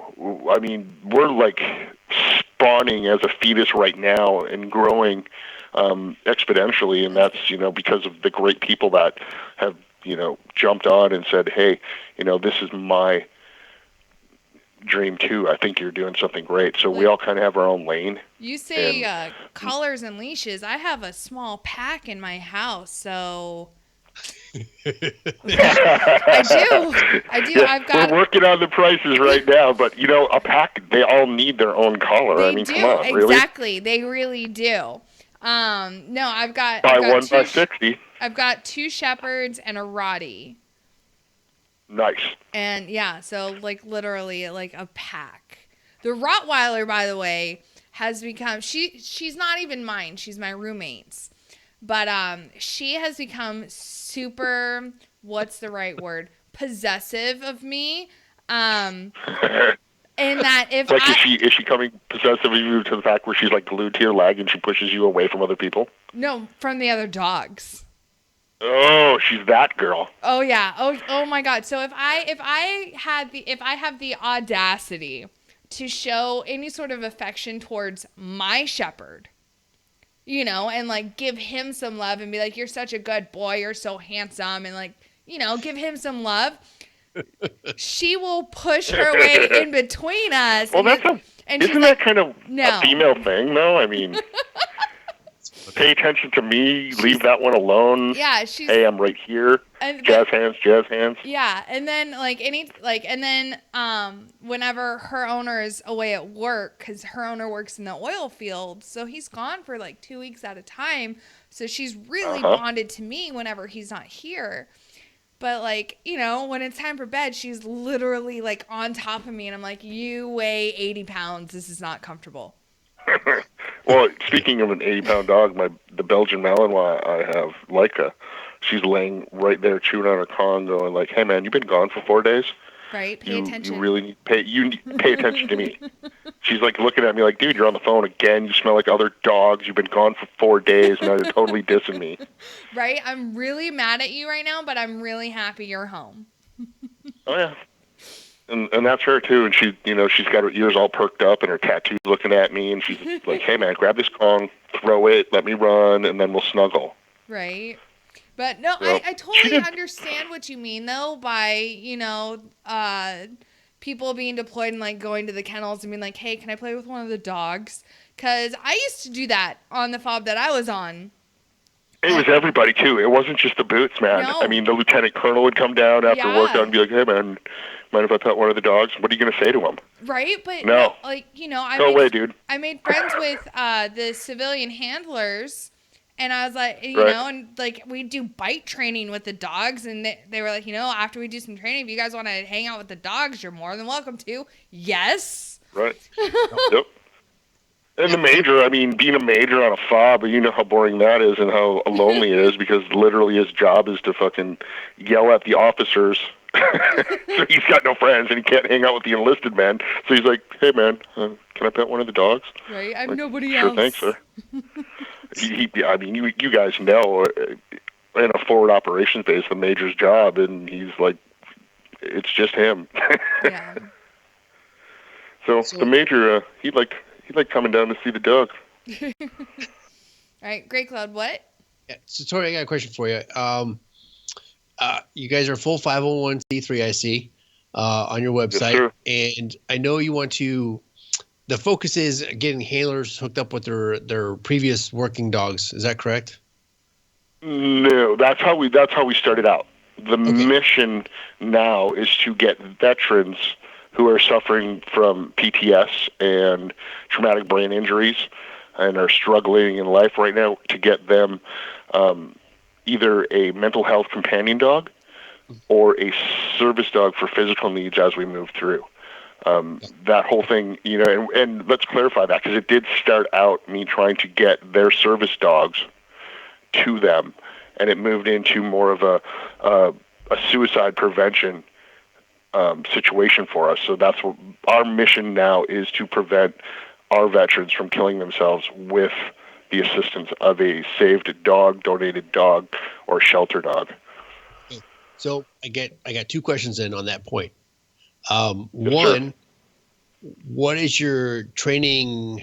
I guess, what is the time from accepting a dog into the program to trained and linking it up with a veteran or an active duty service member? Okay, so that's going to run in different time frames. If they're going for just a companion animal that they can have in their house, that's going to benefit saving the animal and give them comfort when they're having issues. Depending on the dog's ability and skill level, it can go from 12 weeks into a couple of months if the dog is green and it needs complete obedience training and public access and socialization and all that stuff. Some of the dogs we get, Red Cloud, Cloud, truthfully, might have a little issues themselves, and that's kind of what's really cool about it. We're working with dogs that may have been rejected or may have seen something traumatic, and we're rehabilitating them as they're learning to become a full animal again, to go help a veteran who might not have the easiest time going down right now. And as we grow and we get more trainers that are involved with us, because part of what we're working towards is also using veterans who were dog trainers or dog handlers to train these dogs to give to the veterans. So we're kind of killing a couple of birds with one stone. We're saving some dogs, we're saving some veterans, and we're giving some veterans a job to help other veterans. And it's really fulfilling all the way around. So to say that we have a time frame, we don't. It's specific to the person they're going to. And when we move into more of a physical need, we then look at what the physical need is, because some of them need help getting up. Some of them might be in a wheelchair. Some of them might have anxieties on going into their house after they've been gone. So we'll teach a dog to clear a house like we did when we were doing work with the bomb dogs. It is really specific, and that's kind of what's really cool about what we do. We try to get to know the person who's going to receive the dog, and then find a dog that we believe is going to fit their personality and join them together and work it out. It's like two souls that may have a little bit of a scratch or dent in it, moving forward together and being happy. I hope that answered your question. It does. So it's time. The time specific thing, we don't have it. It all depends upon the dog's personality and the need of training that has to be put into it. So where are you getting these dogs from? And is there a specific breed that you look for, or are you getting them from, like high kill shelters, and it's really just any dog that is, on the list to be euthanized and you're just trying to save them? So I have a dog here right now that I got from the Sheboygan County Humane Society. Her name is Karma. And she was given up because she did not like cats. And I've noticed it. She does not like cats. So we'll go in, and mostly because of the reasons that I live in Wisconsin and Sheboygan is 5 miles from here, I use the closed shelters, and I'll look for specifics in a dog. I'll read what their history is, why they were given, and, kill shelters are something that we're going to definitely start going into when we have the opportunity. I mean, I put out 7 dogs before we got our 501c3, and we just placed 6 now in the last month. Oh, wow. With their veterans. So, yeah, I mean, the goal is to save dogs and save guys. So we're going to be looking for personalities of the guys to match with the dogs, kind of like what I did when I was training the military dogs. Okay. Part of my job was to train the dogs, know their personality, and then meet the handlers when they came in and pair them up so they would be a successful team. Yeah. So we do a lot of questions. We ask the guy what kind of life he lives, if it's active, excuse me, how active he is, if he's got a family, kids, other pets, where he lives in the city, in the country, if he's got a fenced-in yard. And then we'll go look for several dogs and see what we've got, because, we don't want aggression. Yeah. Or biters, because that's a liability. Right, yeah. I mean, I would love to rehabilitate excuse me. You're okay. Right? Please Dogs don't die. that may have been called biters that aren't necessarily biters, you know? Yeah. Sometimes dogs get angry, and the only way they can tell you to go away is to give you a little nip. Right? You know, because they have no other way of, like, telling you, like, go away. Especially It doesn't make them a bad dog. Right? Especially if they're being fucked with. Correct. I agree with you on that, totally. Yeah. They have no other way to be like, hey, can you please stop? Yep. Could you leave me alone? Yeah. Could you stop putting your face in my face, little kid? Right? Can you please stop poking me in my Or butt? could you stop taking your finger and sticking it in my eye? Right? Yeah. So, we try to save dogs. We get donated dogs. And as we grow, we're going to... I mean, we don't even have our own kennel. It's all done out of people's houses. So that's part of the money drive that we're trying to get right now. All the money goes towards what we're doing. Dog food, veterinary bills, travel expense. You know, we want our own kennel so we can pull everything that we have under one roof and then really start going. So how many people are, I guess, involved with Dogs to Dogtags right now? As far as like, training the dogs and like rehabilitating them. Well, we have a wonderful trainer named Jessie, Mm-hmm. and she's from Wisconsin. And then me, and we have several other people waiting, you know, for us to get going that I worked with that are military trainers. A couple of Brits are involved too. Nice. So it's basically me and Jess and the president of our company. He's also a dog trainer, so he's sticking time in while he's doing everything else. Mm-hmm.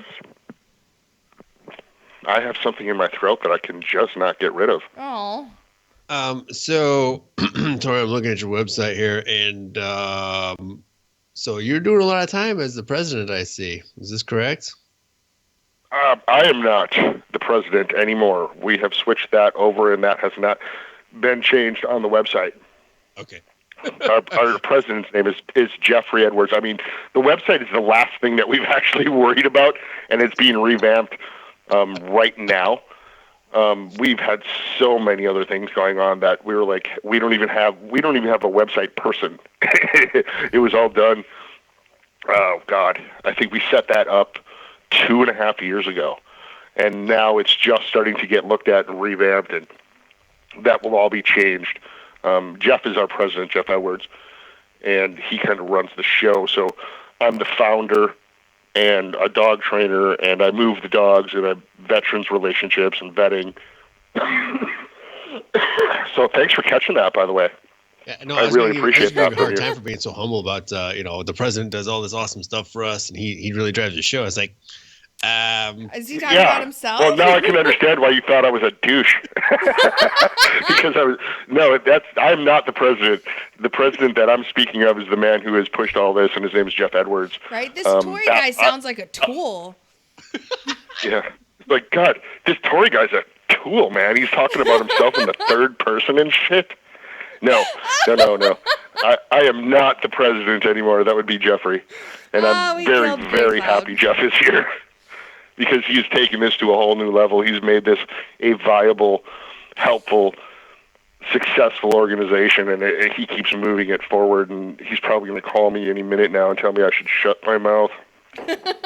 He doesn't like any kind of recognition. No, he doesn't. So now we know that you literally just got back from a trip down to Georgia. What were you doing down there? Okay, so we had 2 dogs in training with that girl I was talking about, the Miss Wonderful Jessie. And the person that was supposed to bring our dogs back ran into a situation where they couldn't. So Jeffrey called me on Wednesday. He's like, "Hey man, you got to go to Georgia." I'm like, "What?" He's like, "Yeah, you got to be there by Friday." And I'm like, "Roger." So I made phone calls, and I called my travel agent and said, "Hey, I need to fly out on Friday because I need to pick the dogs up." Got the ticket, flew into Tallahassee. A gentleman that I was with in Afghanistan actually he drove down to Tallahassee and picked me up and drove me to Boston, Georgia. I grabbed the dogs, went back to his place, stayed overnight, left, and then the snowstorm hit Wisconsin. Yeah. So I was stuck in Paducah, Kentucky for the last 2.5 days until I came home. Gross. And there are 2 of the dogs that are going to our veterans. So, yeah. That's what it was, going to get dogs for our guys. Awesome. So now I have my dog and 3 of our dogs to Dogtag dogs here in my house upstairs. No. Yep, because we don't have kennels. Money, people, go online and donate money. I don't care if it's $1 or $5. We need kennels. We need kennels. So does your We dog? do. We need kennels and dog food and veterinary bills, and because everybody involved is using our own money at the moment. Yeah. So the other question I got, somebody wanted me to ask is, have you ever worked with a vet or an active duty service person who already had a dog that just needed training?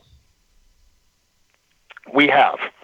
And in fact, one of the dogs that I have right now is exactly that. It was one of the guys I was in Afghanistan with, and he's like, hey, I'm having a little problem with this. Can you help me out? Our focus, and I'm going to be honest about it, our focus is to find dogs for our guys, and we'll do it situationally, step by step. We're never going to tell anybody we can't help, but the reality is we're really small right now. Yeah. We can't do everything for everyone, and we want to help our vets, and we want to help them in any way we can.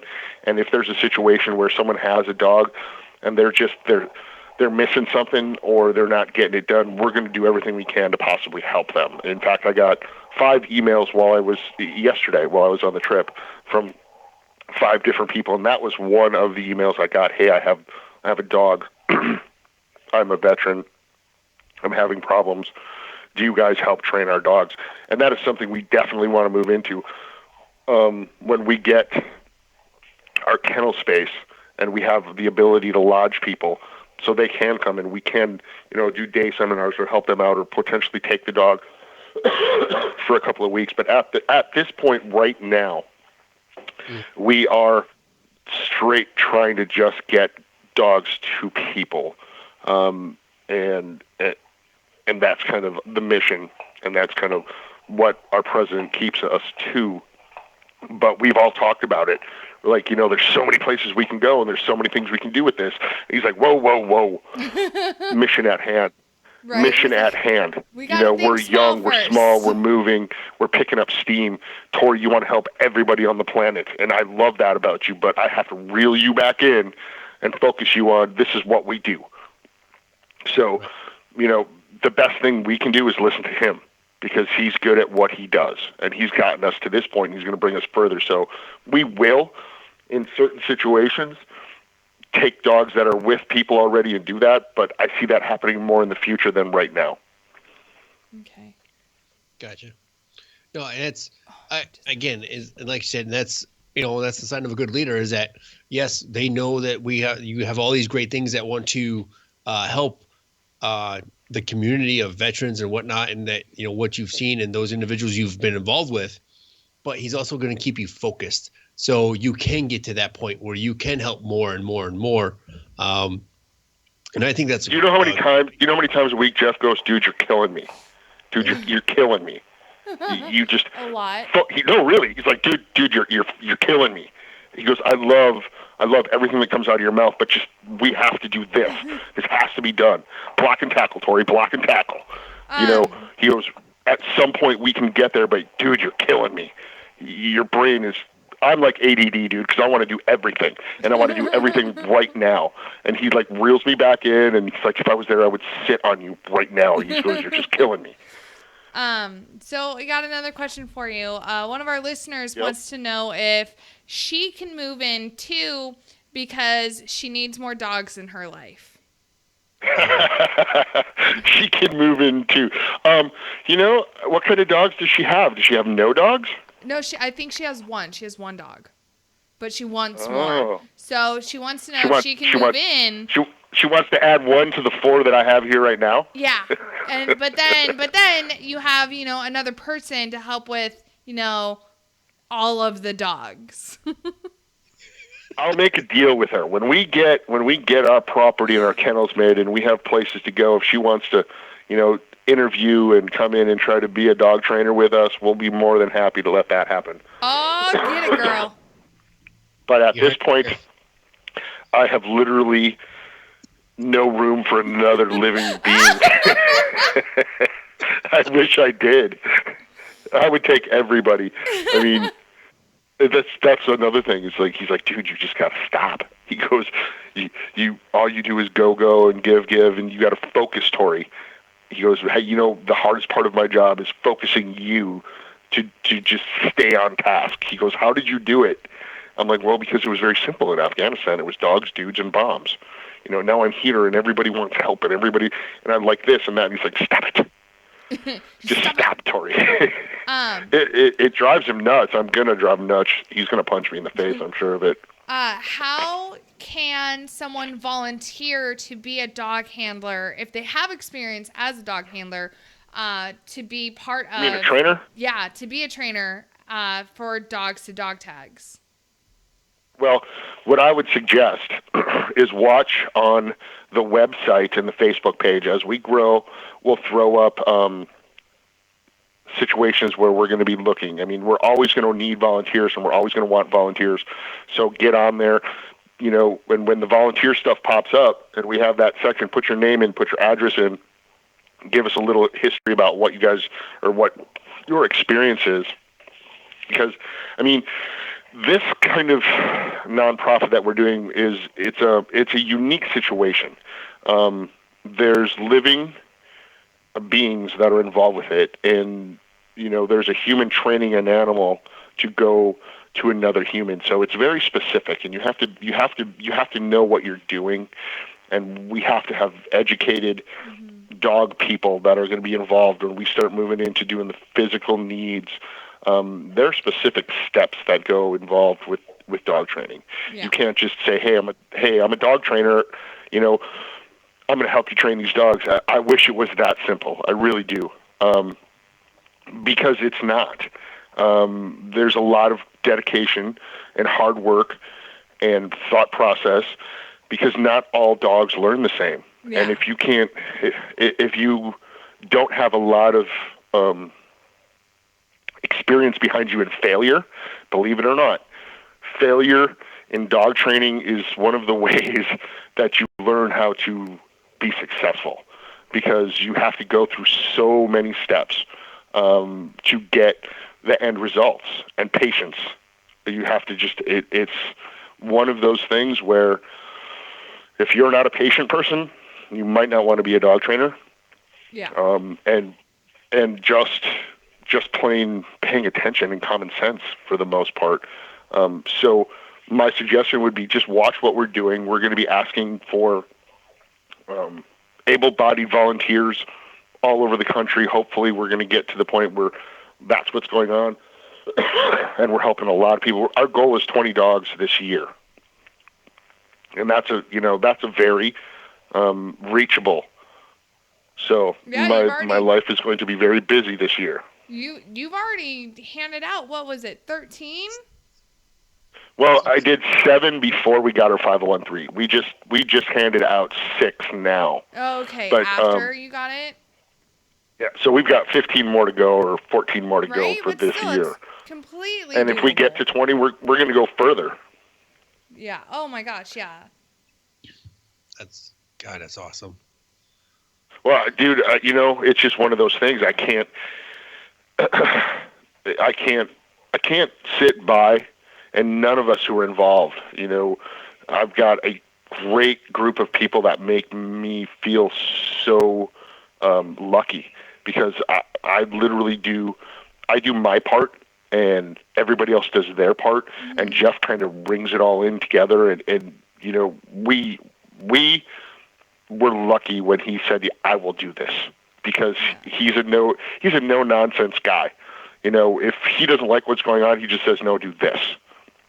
And you don't argue, because he's usually right. He's like, this is how it goes. You guys block and tackle. We have to attack this and be aggressive at this, and everybody stay in their own fucking lane. No one crossover. You guys You're good at this. This is what you do. You're good at this. This is what you do. You're good at this. This is what you do. Torre, shut up. Do your job and stop wanting to help everybody, because this will happen in the future. But right now we have to get over this point. Torre, shut up. This has to be accomplished, or you have nothing. That's fucking awesome. So he reels me in on a regular basis. No, he's awesome. So another question for you from Facebook Live. So a bunch of these questions I've been asking you, I've been getting from Facebook Live.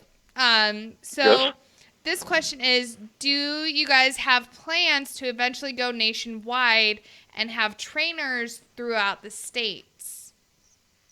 Oh, for sure. I mean, that is our goal. We are building the building block of the first kennel where we're going to have headquarters, and then we're going to bring in the people that we got already waiting. As far as trainers, military dog trainers that I've worked with, trainers that Jeff knows, people that we know are skilled, who've been doing it for years.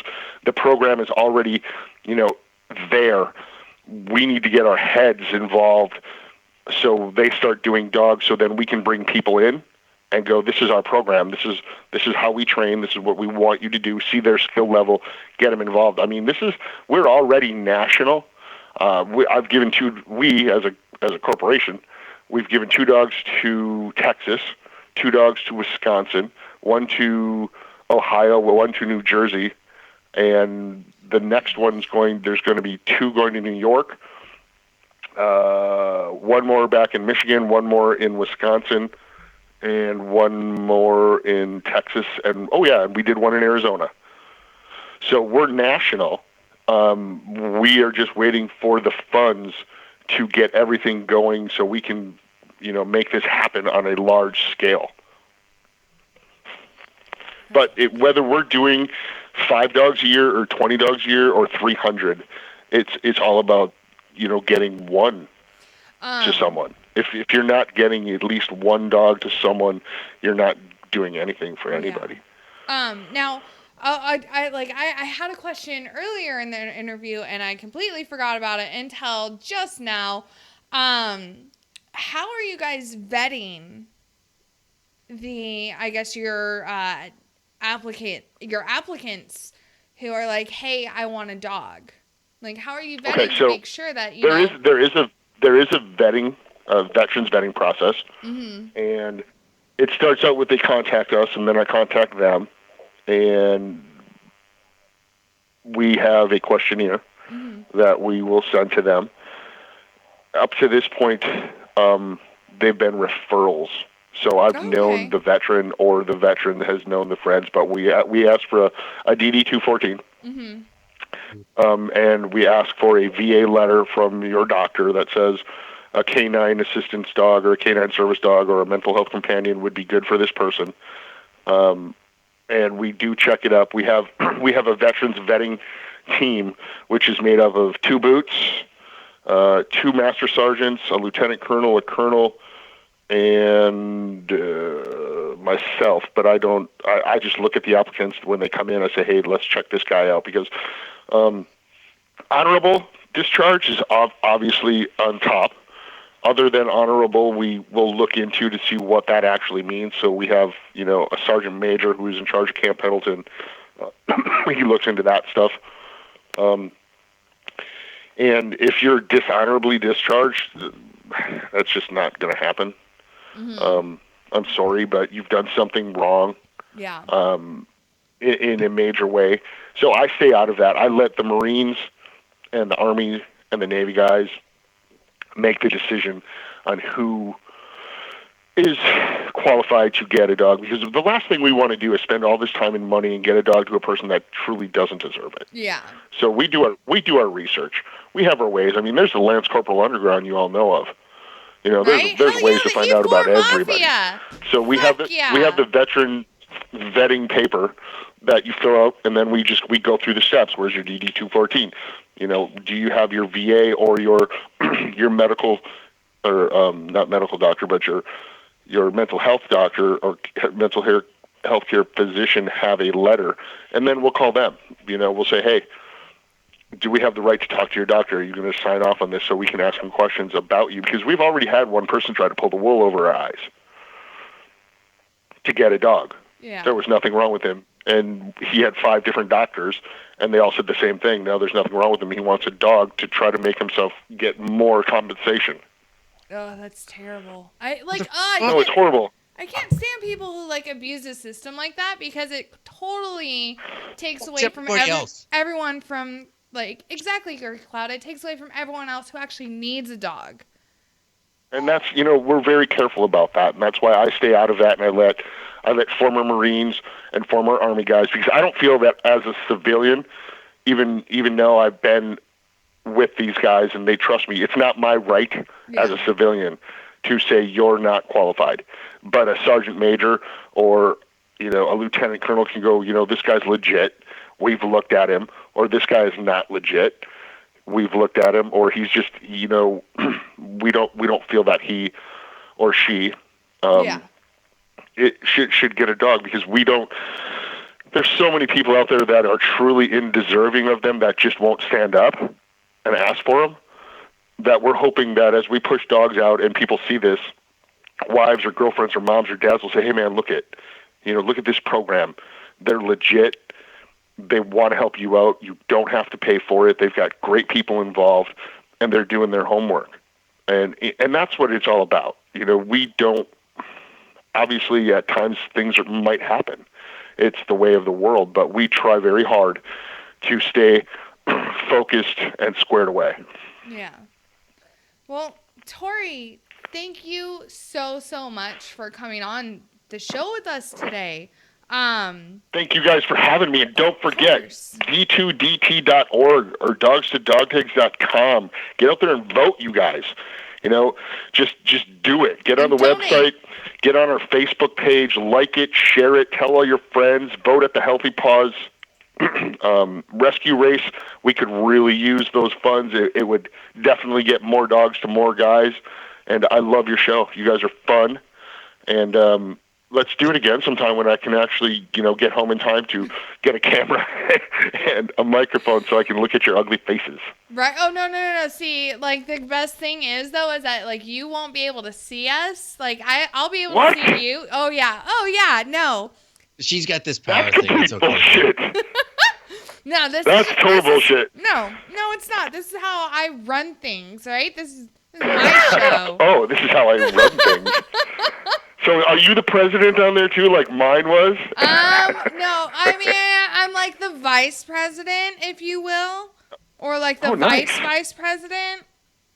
So you're like the XO. Not. No, the fuck I'm not. Because okay, so it sounds like he's telling you you're not. I'm hearing him tell you you're not. Don't listen to Grey Cloud. He doesn't fucking know what he's talking about. I'm about to mute kick his ass.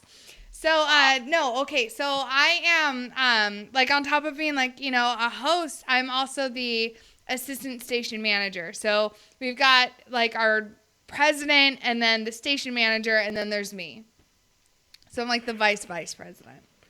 The assistant station manager. Yeah. That sounds like a made-up one. I know, right? Did she just make that up, dude? Tell me, seriously, did she just make that up? Pretty nice, because I don't want to be muted for the next hour. Really? Grey Cloud? All right, you guys, you're the best. I love you guys. Anytime you guys want to come to Wisconsin, you have a place to stay, and we do some really amazing cookouts here. Again, thanks to Red Rock Outdoor Gear, Jeff Kyle, the Bratz family, the VFW, the Elks Lodge, the Legion Hall, everybody on my team, Jeff, especially for you, Jennifer, Teresa, Rachel, and Rob out in Buffalo, New York. They put in time. I mean, everybody's given their time and their love, and I'm truly blessed to have all these great people see the same thing that I did and take it to a whole new level, because I'd still be doing one dog at a time, one dog a year. Right. Well, again, Torre, thank you so much, and we cannot wait to have you guys back on. Obviously a little bit down the road, and let us know any updates and let us know how you guys are doing. Well, I'm going to tell you this right now. There's some really cool stuff going on that's going to happen really, really soon. And everybody's going to know the people that are involved. And it's super amazing, and it turned out great. It'll be dropping in the next couple of weeks. So everybody get on our Facebook page and our website and start following what's going on, because I think you guys are really going to enjoy it. I think it's going to help a lot of people. I think it's going to help a lot of veterans open up and ask for help. And that's kind of what we were going for and what you guys are going to see. And I'm not going to tell you anything else because it's super, super cool. And I'm going to make everybody go pay attention to what's going on. And then you guys are going to go, wow, he's such an asshole. I can't wait. No, you guys are going to love it. You guys are totally going to love it. If you guys are sports fans and you guys are animal fans, you guys are going to just be blown the fuck away. All right. But anyways, you guys have a great night. I'm going to go feed my dogs and take them for a walk right now. It was nice meeting you all. It was nice meeting you too. Stay on the line. I appreciate everything you guys do for the veterans out there. Thank you. Torre, stay on the line really quick. Everyone, we're going to go to break, and when we come back, we're going to have conspiracy theories, like multiple, so stick around. You aren't going to want to miss this, like, at all. No. Oh, yeah. Shots! The voice of U.S. Army, WTF Moments. This is WTF Nation Radio.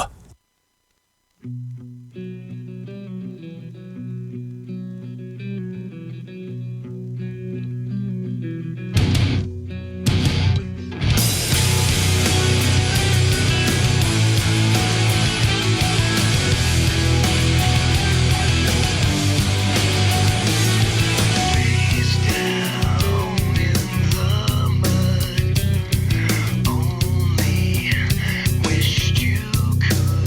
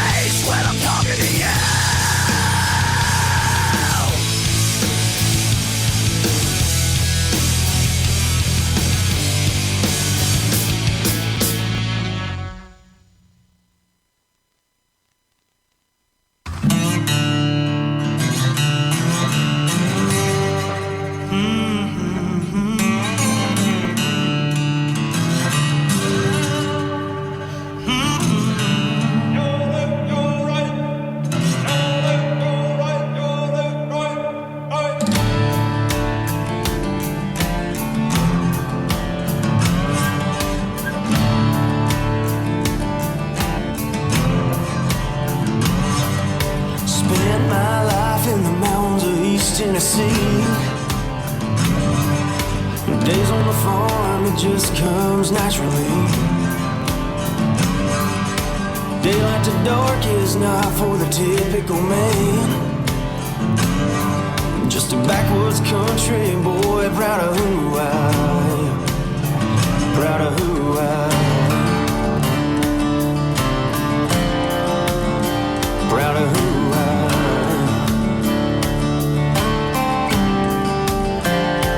Well, this is my rifle, this is my gun. Let's get 'em, boys, come on and get you some. Let's get you some.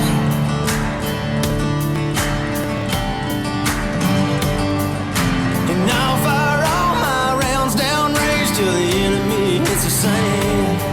Yes, sir, I knew exactly what I was doing when I swore to Uncle Sam.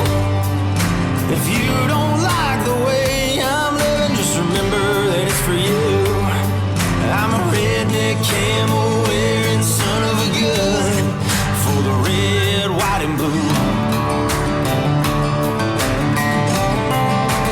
Red, white, and blue.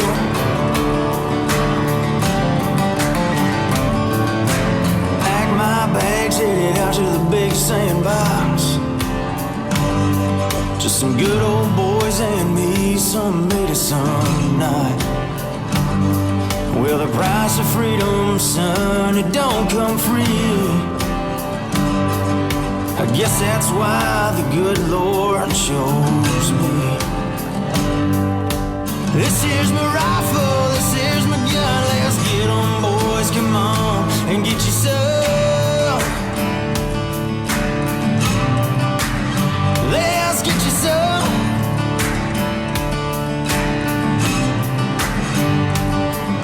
And I'll fire all my rounds down range till the enemy hits the sand. Yes, sir, I knew exactly what I was doing when I swore to Uncle Sam.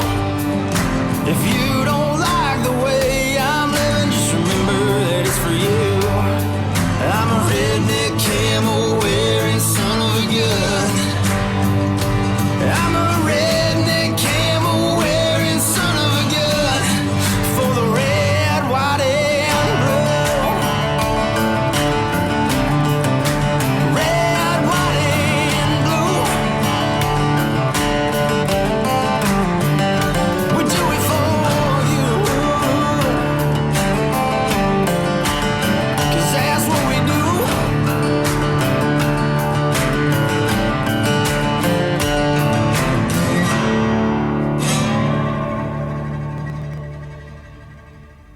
Everything stated on WTF Nation Radio is to be considered the opinion of the person that stated it, and not an official representation of WTF Nation Radio or U.S. Army WTF Moments. Price does not include tax, title, or license. Some assembly required. Each item sold separately. Batteries not included. Objects in mirror are closer than they appear. If conditions persist, contact a physician. Individual results may vary. Keep out of the reach of children. Avoid prolonged exposure to direct sunlight. Keep in a cool, dark place. And Please enjoy the show. Shots. Oh, there we go. Hello, everyone. Welcome back. It's just me right now because Gray Cloud is. Oh, Gray Cloud is right. Oh, hey, look, he's back. About fucking time. Hello, Gray Cloud. Welcome back. Why can't I hear you? Did you mute yourself? Okay, now can you hear me? Son of a. Wow, I thought we had more time. I said a minute. You said 3. No, I didn't. You said 3. No, I didn't. Oh my God. We gotta work on this this thing here. We gotta have some communications things. You need to work on your fucking listening. I know what the fuck I said. All right, y'all. Are y'all ready to get into some fucking conspiracy theory shit? Yeah, but hold on. God, why hold on? Hold on. So I'm going to announce a fucking rant here real quick. I'm actually no. This is actually an announced rant because an announced rant never fucking happens. Right? This has to go with our guest, who was really awesome. And again, Nation, I know we've had several dog organizations on. Dogs are awesome. Period. Bottom line, go help them out. They're a full-fledged 501c3. Go donate to them. But here's my fucking rant, and Torre brought it up: is that motherfuckers trying to cheat the system? Fuck you. All right? Do not cheat the system to try and get a dog or whatever else it is you're trying to cheat it for. If you absolutely need it, by all means, provide the documentation that's required to go get it. But don't try and cheat the fucking system. You make it harder for vets that actually need those services. And if you are currently cheating the system, I hope karma fucking finds you and ass fucks you. Damn. Okay? Do not be cheating the system. Do not be cheating our brothers and sisters out of those services that they absolutely fucking need. By God, we're supposed to be a family and a community to look out for one another. Now, I got it. We've all seen some shit. We've all dealt with shit. But if you do not need that service, and if you do not have any documentation, like he said, the one guy went to 5 different doctors to try and get something that he wanted. Fuck you. Get over your goddamn self and move on. Let those that need those services get them. Do not bog down the system with your bullshit paperwork. And if you are that guy who's cheating the system or screwing it over or whatever else, I truly hope karma catches you. There are a lot of things that I can tolerate. There are a lot of things that I can let slide. But fuck you for screwing over your brothers and sisters in arms. End of rant.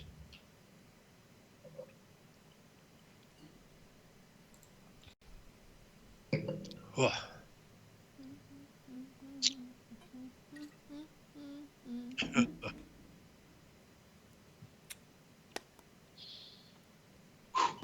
You all right there? I'm better now. Thank you. All right, good. All right. Shall we proceed then with our conspiracy theories? Yes, I know you've been waiting for this. Oh my God. So, the whole thing. Okay, so I've pretty much suspected from the get-go that this whole like Parkland shooting thing has been like another Sandy Hook, and that pieces and that pieces are not adding up, right? Uh-huh. And like I've been a fucking Sandy Hook conspiracy theorist since 2000, like what was it, 12 when it happened? Yeah. Yeah. Mm-hmm. Yeah. My sister actually got me into it. So, and she like was like, look at these loopholes. And I'm like, oh my God, you're right. And like all these questions that could not be answered. And I'm like, but so yeah. So then with this one, again, a lot of questions that can't be answered, such as why did the FBI respond and not, I don't know, the fucking cops, like every other mass shooting that's ever fucking happened. I have questions. Oh, Lord. I suppose you're going to ask some of those questions here in a minute. Oh, no. Oh, no. So the Broward County Sheriff's deputy who has gone on social media to question this Parkland school shootings gun confiscation agenda was found dead at the beginning of April. Nobody's talked about it. What? Yes. They're taking people. Wait, hold on. All right. No, Alexa's still muted. Y'all, okay, I'm of sound mind. I'm not suicidal. If I end up dead, it was of fucking foul play. It was not of my doing. Let me just throw that fucking shit out there right now. for Big Brother who's fucking listening. I'm not suicidal. I'm not planning on killing myself at all in any time in the near future. So from the onset, let me just say, I'm not saying that there's something sinister going on here, but at the same time, I'm not also saying that there's not something sinister going on. Especially since the deputy questioned what was really going on and was only 42 years old and in excellent health. Like, this dude was a fucking... I have pictures, right? Just you wait, everyone. Like, I've got pictures of shit. It's fucking gonna be amazing. But no, this dude, he's a fucking beast. Like, just this, like, ripped, like gym rat, like... But still, so the sheriff's deputy Jason Fitzsimmons died April 1st at his home on his sofa. Deputy Fitzsimmons, unlike Sheriff Scott Israel, questioned a lot of what was taking place following the Marjorie Stoneman High School shooting that took place on Valentine's Day this year. And he wasn't a coward about asking about these questions either. So Fitzsimmons took to social media a lot and questioned the agenda behind the shooting. He used his influence to point out exactly what David Hogg and company have been doing. Sharing a post from another Facebook user, he posted this. And here we go. So he posted this, as you can see right there. The comment added to the picture, which was also shared, read, "Wake up, America. Once the guns are gone, our freedom will be gone too." Fitzsimmons also suggested that the event was being used to promote the Democratic Party's gun control platform in anticipation of the 2018 midterm elections, according to James Tracy. But what happened to Fitzsimmons? As a Broward County Sheriff's Office tweeted out the news of his death, which happened April 1st, and yet nobody's talked about it. Many questioned the timing and cause, considering his extreme pro-gun stance and apparent good health. You won't find any of this shit on any mainstream news articles. Like, I had to I saw it today, and I was like, oh, no, and I was like, conspiracy, right? I got super excited. I did. I got so excited.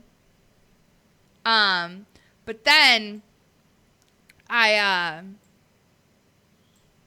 had to fix that.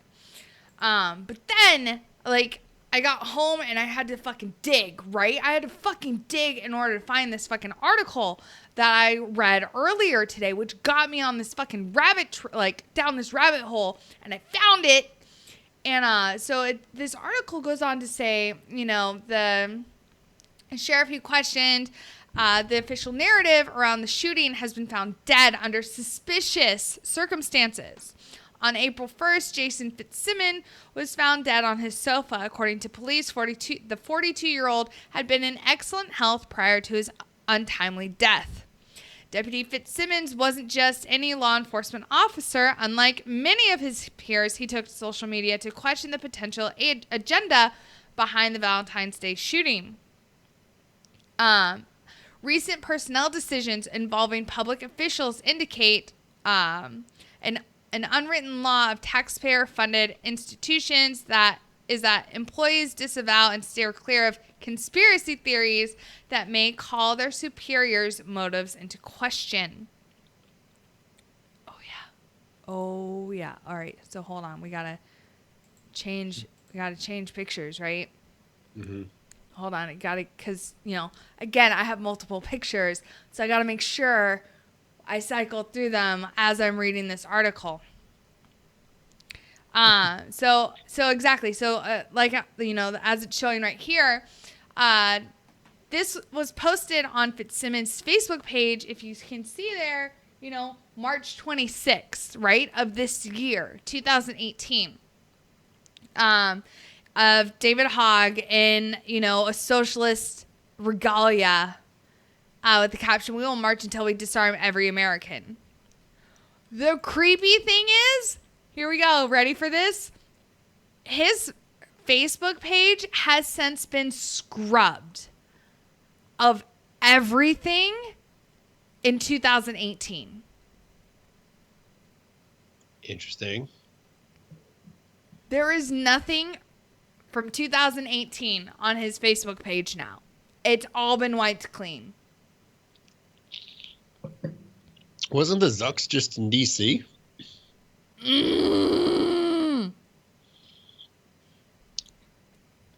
Right? Okay. Let's continue.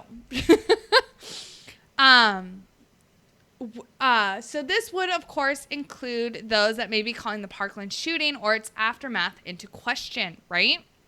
Mm-hmm. So the circumstances surrounding Deputy Fitzsimmons' death are sketchy. The official cause has been attributed to cancer, yet this is contradicted by an obituary found at obituary.com stating that he, quote, died unexpectedly. The died unexpectedly here. I've got that shit up too, right? I've got his fucking obit. Ready for this? Mm-hmm. Boom, right there.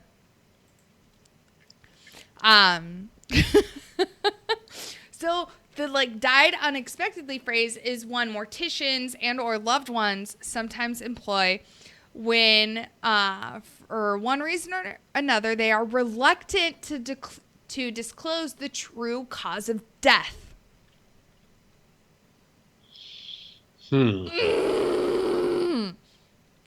As the obituary clearly states, as you can see, it's been highlighted by somebody, not me. Fitzsimmons does not seem as if he would be a likely candidate for suicide, which is a reason why morticians or a loved one would say died unexpectedly. The law enforcement officer lived life to the fullest and enjoyed spending time loving on his many friends, the document reads. Fitzsimmons was also the life of the party, according to the obituary's authors. He dreamed to one day be Batman or Kenny Chesney. And you could often find him singing in a local karaoke night or taking selfies while under the disguise of the Caped Crusader. Further, the deceased also had a spiritual devotion in his Lord and Savior, Jesus Christ. And anyone who has ever been to church knows that suicide is frowned upon and is an automatic ticket to hell. Yes, in theory. In theory. It's sin you cannot get forgiveness for. But the Pope did just say there is no such place as hell. So now what do we do? Oh, fuck if I know now. Right? Mm-hmm. Joke's on you, Christians. So I can do what I want. So if Fitzsimmons in fact died of cancer, the onset must have been extremely sudden.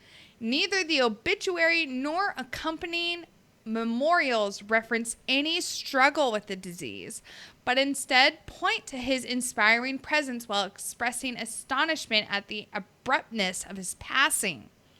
Aside from numerous friends attesting to his warm disposition at their memorials, Deputy Fitzsimmons appeared to be in excellent health, as various photos suggest. Again, let me show you. This dude is a fucking beast. Boom. Like, look at that. He's a fucking... Oh. Great Cloud, you're not looking. I'm waiting for it to load. There it is. Oh. Like, do you see? Yeah, yeah. That is not a cancer patient. He's not in ailing health at all in that photo. That was from March 23rd. Yeah, not in failing health in that photo. Right? But yet he mysteriously dies 8 days later. Yeah. Just saying.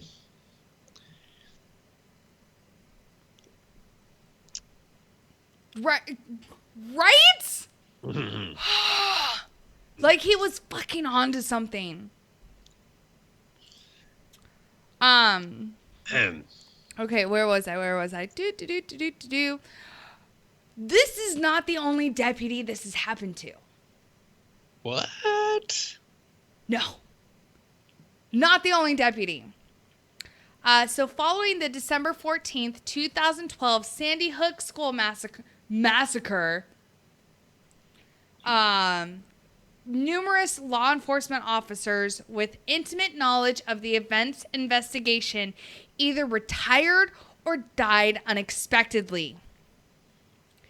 These included Connecticut State Police Major William Podgorski, who passed, who passed following, quote, a brief undisclosed illness. Polonium. Podgorski. There we go. Podgorski. And it's true because, like, there was a link there and I clicked on it. Again, I went down a fucking rabbit hole with this, y'all. And, they're fucking silencing people. Which, again, I'm clearly stating this for everyone to know. I am of sound mind. I am not looking to kill myself at all. I'm healthy. Like, I do not have cancer. I literally just had a CT scan of my whole body 2 Friday, like, not last Friday, but the Friday before that. And the only thing it found was a fucking kidney stone, which I have since had removed. So, but yeah, so as Sandy Hook researcher Tony Mead observed in 2004, from Douglas Cottle, who died September 29th, 2012 at age 62, to Michael Belmore, who died May 3rd, 2014 at age 27, more questions and answers seem to arise. The Connecticut State Police Commander, the Connecticut State Medical Examiner, Connecticut State Police Commissioner, the Western Connecticut State Police Commander, as well as the Connecticut State Medical Examiner, have all been eliminated from the story either by retiring or by death. What better way to cover up any possibility of ever discovering or disclosing the truth? What better way to perpetuate conspiracy theories? Those who received word via Twitter of Fitzsimmons' untimely death have expressed similar doubt and suspicion on the vague and unusual circumstances. As is suggested in the aftermath of other recent mass shooting events, i.e. Las Vegas, Fitzsimmons simply may have possessed too much information, was at the wrong place at the wrong time, and or asking sensitive questions of his peers and superiors in the specifics, of the Parkland shooting. It is beyond dispute that the sheriff's deputy had become uncomfortably outspoken on the February 14th event. The record reflects that Deputy Fitzsimmons was a wonderful individual and friend who cared about truth and the U.S. Constitution. Perhaps these concerns are no longer desired by the management of certain policing agencies. There is indeed ample room for suspicion.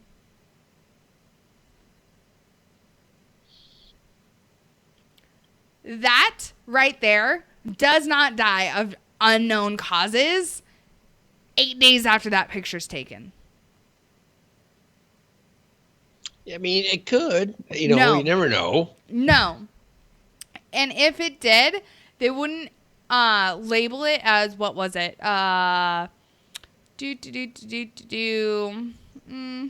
Unexpectedly. Yeah. You just don't know. He could have OD'd on something. He could have, whatever. He could have been on steroids and had a bad batch, No. I mean, here's what's the, and I'm going to play your devil's advocate here because that's what I do. Yes, bring it, bit or hooker. Wow, unbelievable. So here's what I'm tipsy. I don't know what to tell you. Heart you anyway. So here's the thing though, is that with the advent of the internet, okay, and this goes back to the beginning of when Columbine happened and going forward and things like that. Mm-hmm. It is easy to pick these pieces out and try to tie it to some kind of conspiracy theory and or whatever, okay? Because you'll see XYZ and did this and XYZ that, and then you see what you want to see and you connect your own dots because you think that's what the connection is, or a whole bunch of people start to feed off of one another and what's going on. And so it starts to develop this conspiracy theory. Will we ever know? Probably not. Will we ever really truly understand? Probably not. But just because we see one thing 8 days later, I mean, shit happens. Let's be real. Okay? Something could have happened and we don't know what. However, that doesn't always mean there's a conspiracy theory to it. No, however, but when that right there dies 8 days after that picture was posted, 8 days. If it was of natural causes, such as, I don't know, fucking heart failure, heart attack, cancer, or, something along those lines, they would put that in the obituary. Not necessarily. No, they would. Why?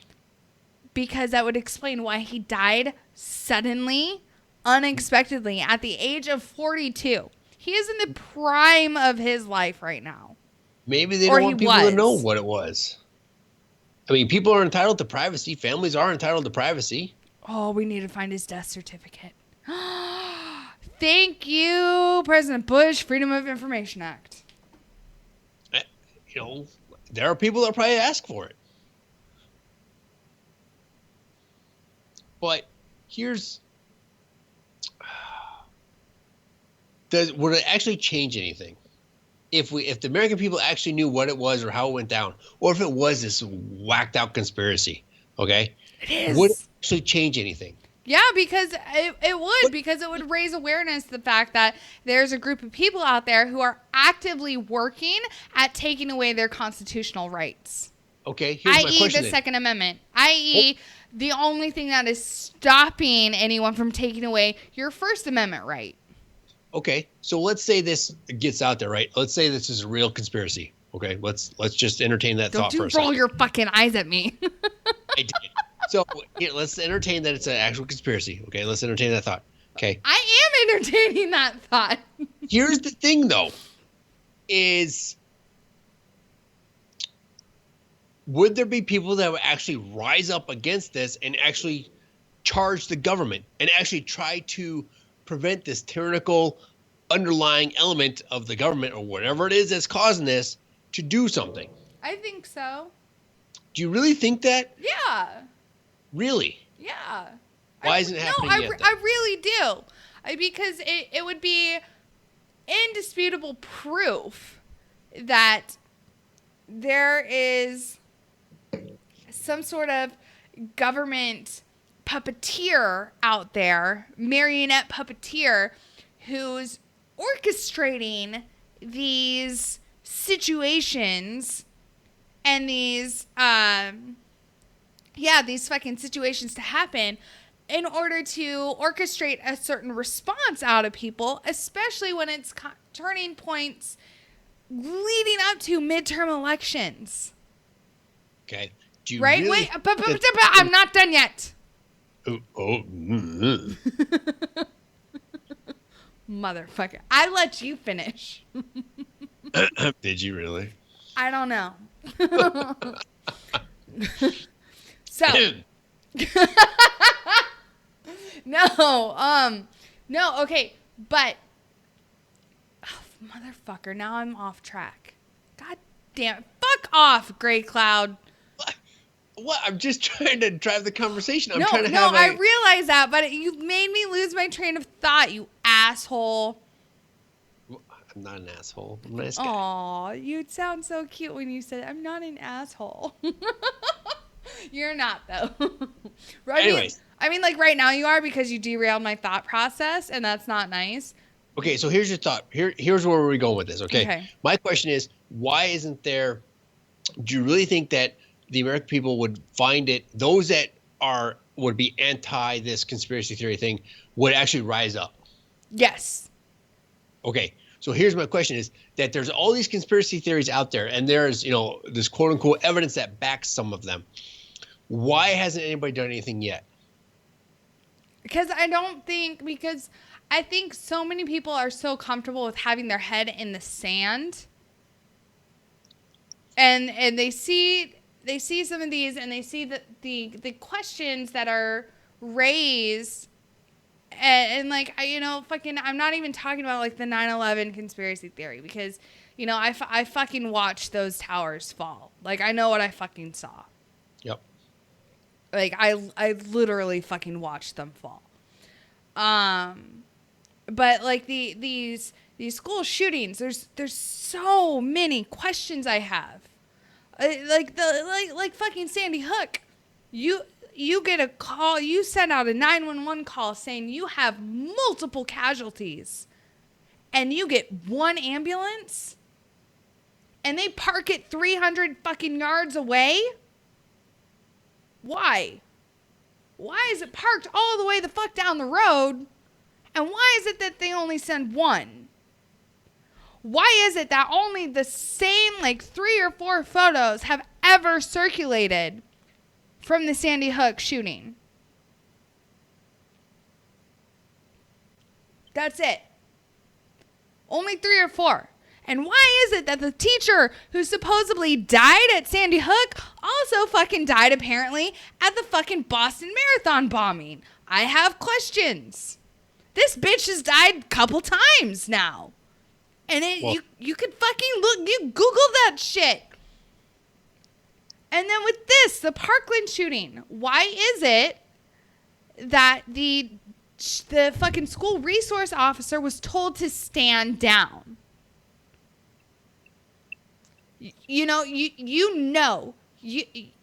Whether you're in the military or you are in law enforcement, when you go to the range and you fire live rounds versus blanks, you know the difference between those sounds. There's a distinct difference between firing a blank and firing a live round. So anyone who's like, oh, no, I just thought it was a drill and I thought they were blanks. Like, no, you fucking didn't. Because there's a distinct difference in that fucking sound. So, no. That's not how this fucking works, right? So why was it that the school resource officer was told to stand down? Why did he fucking stand outside a fucking wall or a fucking door for 4 minutes while this shooting took place? Why is it that students are quoted immediately after, like during this whole thing, were quoted immediately afterwards saying like, oh yeah, I was walking next to this kid, but he didn't have a gun on him, but yet he was the shooter. But yet I was walking next to him down the hall and he wasn't shooting anybody. Why is it that multiple kids have been reported as to saying there were multiple shooters? Why is it that we keep hearing from the same 5 kids who seem to have this scripted response, and we're not hearing from any of the actual fucking victims? The kids who were shot and who actually survived. Why aren't we hearing about them? Why is it no one's talking about them? Why is it no one's fucking interviewing them? I have fucking questions. Why is it that the FBI responded when the FBI has never responded to any other mass shooting in history? How, I have fucking questions.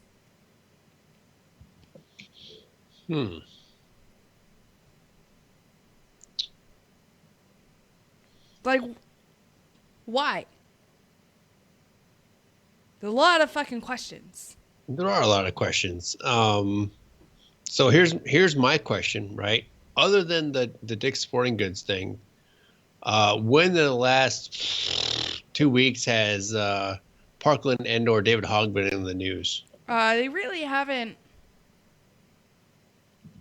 Although I did see something, I think someone posted it in our news chat that David Hogg contacted a news agency and was almost teasing and or threatening another movement, like, oh, you guys haven't seen nothing yet. Child, you are supposedly 16 years old. You sit the fuck down. You go back into civics class. You learn about the Constitution, and you learn about why the fuck we have it. How about them apples? You don't need to be organizing a national fucking march about jack shit. Ugh. Oh, look at that. What? Let's see here. Sorry, I just did a quick Google search. Parkland advocate activist David Hogg calls for a boycott of Black Road and Vanguard. What? Yeah, so here we go. This is as of 1940 Eastern. One of the best-known student activists from the school shooting in Parkland, Florida, is calling for a boycott of Black Road. Wait, hold on. I need to stop you. That motherfucker. Why has his story fucking changed? Right? Before, when the whole thing first came out, he said he was at school. And he was hiding in a closet, and he whipped out his phone, and he was interviewing kids. Like, what do you think this is? Do you think this is a mass shooter? One, why the fuck? What kind of fucking question is that? Dude, I don't fucking know what's going on. Shut the fuck up. Like, you're talking. You're gonna draw him here. Shut the fuck up. Like, we're trying to hide, you idiot. 1, 2. Couple weeks later, he changes his story to, oh yeah, I was at home. And then I heard the reports that there was a shooting at school. And then I fucking bicycled my happy ass 3 miles with my fucking video camera strapped to my fucking back. And I got to school within a matter of 3 fucking minutes. And I was able to get there while the shooting was still happening, even though the shooting only took 4 fucking minutes. There is no goddamn way you biked your happy ass 3 miles in that amount of time. There's no way. None. Not even Lance motherfucking Armstrong could do that. Mm-hmm. But all right, I digress. As you were, Gray Cloud. Yep. So apparently BlackRock and Vanguard are investors in gun manufacturers, and he's calling for a boycott of those investors. That's as of 3 hours ago, according to a quick search for news on the David Hogg. So he's calling for a boycott on rifle makers? Investors into rifle makers. Hold on, let me open this up again quick. Yeah, one of the best known, blah, blah, blah. You know, we all know that story. On Tuesday, David Hogg said on Twitter that giant investment management companies are 2 of the biggest investors in gun manufacturers, and customers should take their business elsewhere. Both companies have faced pressure from gun control advocates to divest from gun stocks since the shooting at Major Stoneman Douglas High School in February. BlackRock is a top shareholder in gun makers Strum Ruger and American Outdoor Brands. It's the second largest shareholder in Vista Outdoor. Vanguard is the second largest shareholder of Strum Ruger and the third largest shareholder in American Outdoor Brands and Vista Outdoor. A Vanguard spokesperson said that most Vanguard funds do not have exposure to gun manufacturers and that 359 of its 388 funds do not directly invest in Strum Ruger, American Outdoor Brands, or Vista Outdoor. Investors can also put their money in a Vanguard social fund that excludes gun makers. Ugh, all I'm hearing is blah, blah, blah. I'm a whiny bitch. Well, there's that too. God damn it. Like, honestly, this kid is pushing so hard for motherfucking socialism. Can we just deport him to Venezuela and be like, survive 6 months, not even a year. Give him 6 months. Survive 6 months. Let us know how it goes. We'll let you back in. There's a lot of hate. I'm just saying. Towards that little faggot. Oh, Yeah. shit. Sorry, I can't say that word. You know, Mixer's gonna get mad. maybe. So Washington Times reporting is something interesting as well. And I know we're getting ready to wrap this up, but let's see if this story loads for me quick. Son of a bitch, it's not loading. Anyway, so what I saw is that the boycott of Laura Ingraham is backfiring. Oh, interesting. Yeah. I wonder I'm trying to get why. that to load, but it's not for me because my interwebs is apparently sucky at the moment. Oh, wait, what? Oh, didn't I say that at the beginning of the show? All of a sudden sucky. I don't know about it at the beginning of the show. That all was of a many sudden. times ago. But apparently it's starting to backfire, and her actual following and or worth or whatever it was is actually growing. So there's that. Of course it is, because no one gives a shit about that fucking crisis actor. It's true. Ugh. So I'm just... that's breathe. Yes, breathe.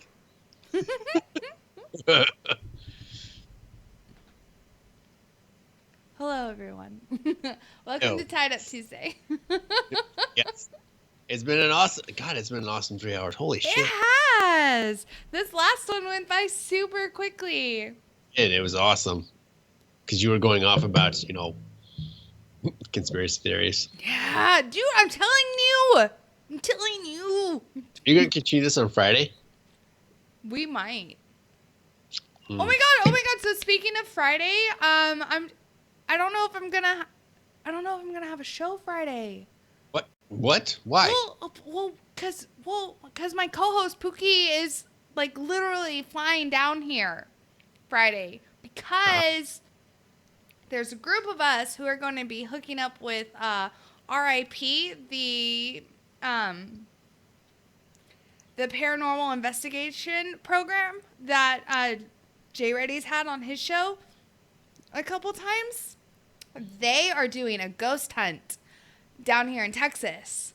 And so myself, Spanky, Pookie, and Jay Reddy, and I think Best Stepdad Ever Cause are going to go on a ghost hunt. Enjoy that. I'm just saying. I'm bringing Sage, don't worry. Yeah, well, that's good because Yeah. you're probably going to need it. Yeah, definitely. But do you want to do housekeeping? Oh, hold on. Let me pull it up. Nation, as you know, we have a show almost every night of the week. Starting with us tonight on Tied Up Tuesdays, myself and my lovely co-host Minx. And we cover all kinds of shenanigans, and we dive into, obviously, some tinfoil hat things, because Minx likes that kind of stuff. So do you. What? You heard me. Anyways, then Wednesdays, we don't have a show. It's currently our training holiday. So we play stuff online. You can come find us and join us if you'd like. Thursday is Sergeant Times with Ice and the gang from the main page. And they're usually covering stuff that affects the active duty service component and some stuff that affects vets. On Friday, it's Friday Night Freedom with Minx and Pookie. And they cover, they're possibly going to be covering some tinfoil hat stuff this weekend. But they're usually covering current events and whatnot. And then we roll into Saturday Night Savagery, and that's just its own animal with Jay Reddy and Pookie, and that gets really interesting as well. And then we roll into Sunday, and now that is Kicking It With Cause. And I think Al at the moment. And that's I have not heard that show yet, and I need to tune in to catch what they're talking about. But Cause is a great host. And I've heard nothing but rave reviews so far about the show so far. And then we roll into Monday with the Monday edition with Ice and Flash. And I know they're always talking current events and whatnot. Like last night, they talked. They gave a great tribute to Gunny, Arlie Emery, and what he had done for not only the Corps itself, but service members far and wide. And then it's right back to us on Tuesday. And let's see here. So that's tonight. Oh, wow. The next guest is us again on the 24th. Dom from the Guardians of the Green Beret. Guardians of the Green Beret are former and current SF that are dedicated to exposing those who falsely claim to be Green Berets. Dom will be back to update us on some of the cases they have recently exposed. Again, expect a rant on that, Nation. I'm just saying. The next guest after that will be the 30th of April, Monday. Chad Garland, covering Afghanistan for Stars and Stripes. Chad is a veteran of the Marine Corps. He has reported on businesses, politics, justice, and national security for newspapers in California and newswires in Oregon and D.C. And on 1 May, Tuesday, wow, we got a lot of guests coming up. Mings, what's going on? Jessica Scott will be our guest. She is an Iraq war vet, an active duty Army officer, and USA Today best-selling author of novels set in the heart of America's Army. That'll be an interesting. Discussion, I do believe, when she comes on here on the first. And Nation, that's our guest lineup for the next 2 weeks. Is that right? Does that cover 2 weeks? Yeah. 3 weeks. 2 weeks. Yep. So that covers the next 2 weeks of our guest lineup. Again, stay tuned. Our guest list is always being updated and always changing. And that's it for housekeeping. Minx? Oh, that was awesome. I know. Oh, I wanted to get to it, but we didn't. Fuck. What? Which one? Tease it. At least tease it for Friday. I want to know why Stormy Daniels is being treated like a victim for having consensual sex, but yet Bill Clinton has literally raped women and they've been called whores. Oh. Okay, so I'm going to leave the Nation with this quick. Okay, you want that's that angle on this, and here's my thing. Right, the president had sex with a porn star before he was POTUS. Right? Who the fuck cares whether he paid her to shut up or not? Citizen. Nobody gives a shit. Like married men, whatever. Married men have affairs. It fucking happens. Who the fuck cares? They had consensual. She's not even denying that it was consensual. Right. She has never once said that he forced himself on her or that he drugged her in order to have sex with her. Right. Again, so what's the fucking issue here? It was consensual sex between two consenting adults, between two private citizens. Who the fuck cares? So again, my question is, why is this skank being treated like a goddamn victim when the women that Bill Clinton literally raped were treated like whores? And that, again, that's a whole, wow, we would need a whole show for that one. I have motherfucking questions. Oh, I'm sure you will ask them on Friday. But, out of time. I mean, are we though? I'm not working tomorrow. I am. Tomorrow. We can continue. No, but seriously, I do. I have these questions like, how again, why though? And everyone, it's almost like people have conveniently forgotten the fact that Bill Clinton has raped multiple women. So here's the take on this, okay? It's news because it tried to paint the POTUS in a bad light, right? He had sex with this porn star. Again, like you said, and like I said, who the fuck cares? He was a private citizen at the time, right? He threw down his swag and his power and had sex with and threw out his money because he's a billionaire, so fuck it. Who cares? Why is this a big deal? Why? Because he paid her hush money to shut the fuck up and go away?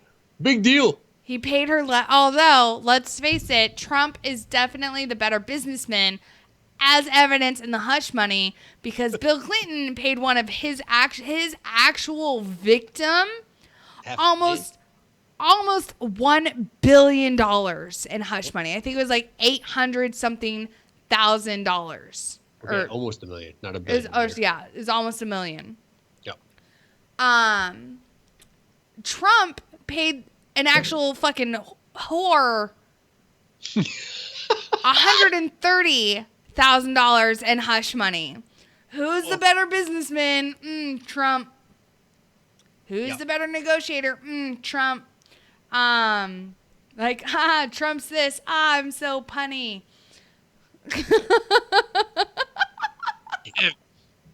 But no, it's just. Gotcha. I gotcha. God damn it. Why is this still a fucking thing? Because the news is making it a fucking thing. That's why. I guess. It's true. That's why. No, it is. You're right. The 24-hour news cycle has killed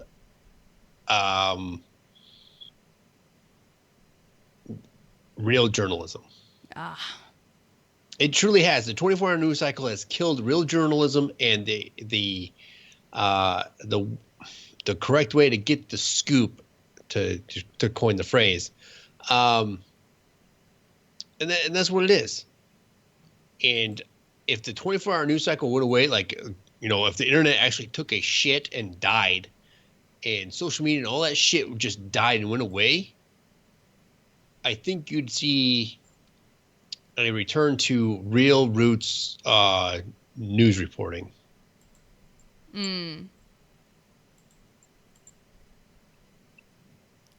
Right, maybe. It's me. But we'll never know. We will not, unless the Zuckerberg kills it. Great Cloud, I had such a good time with you tonight. Thank you. It's awesome. Thank you. Right, and thank you to Torre for being an amazing guest.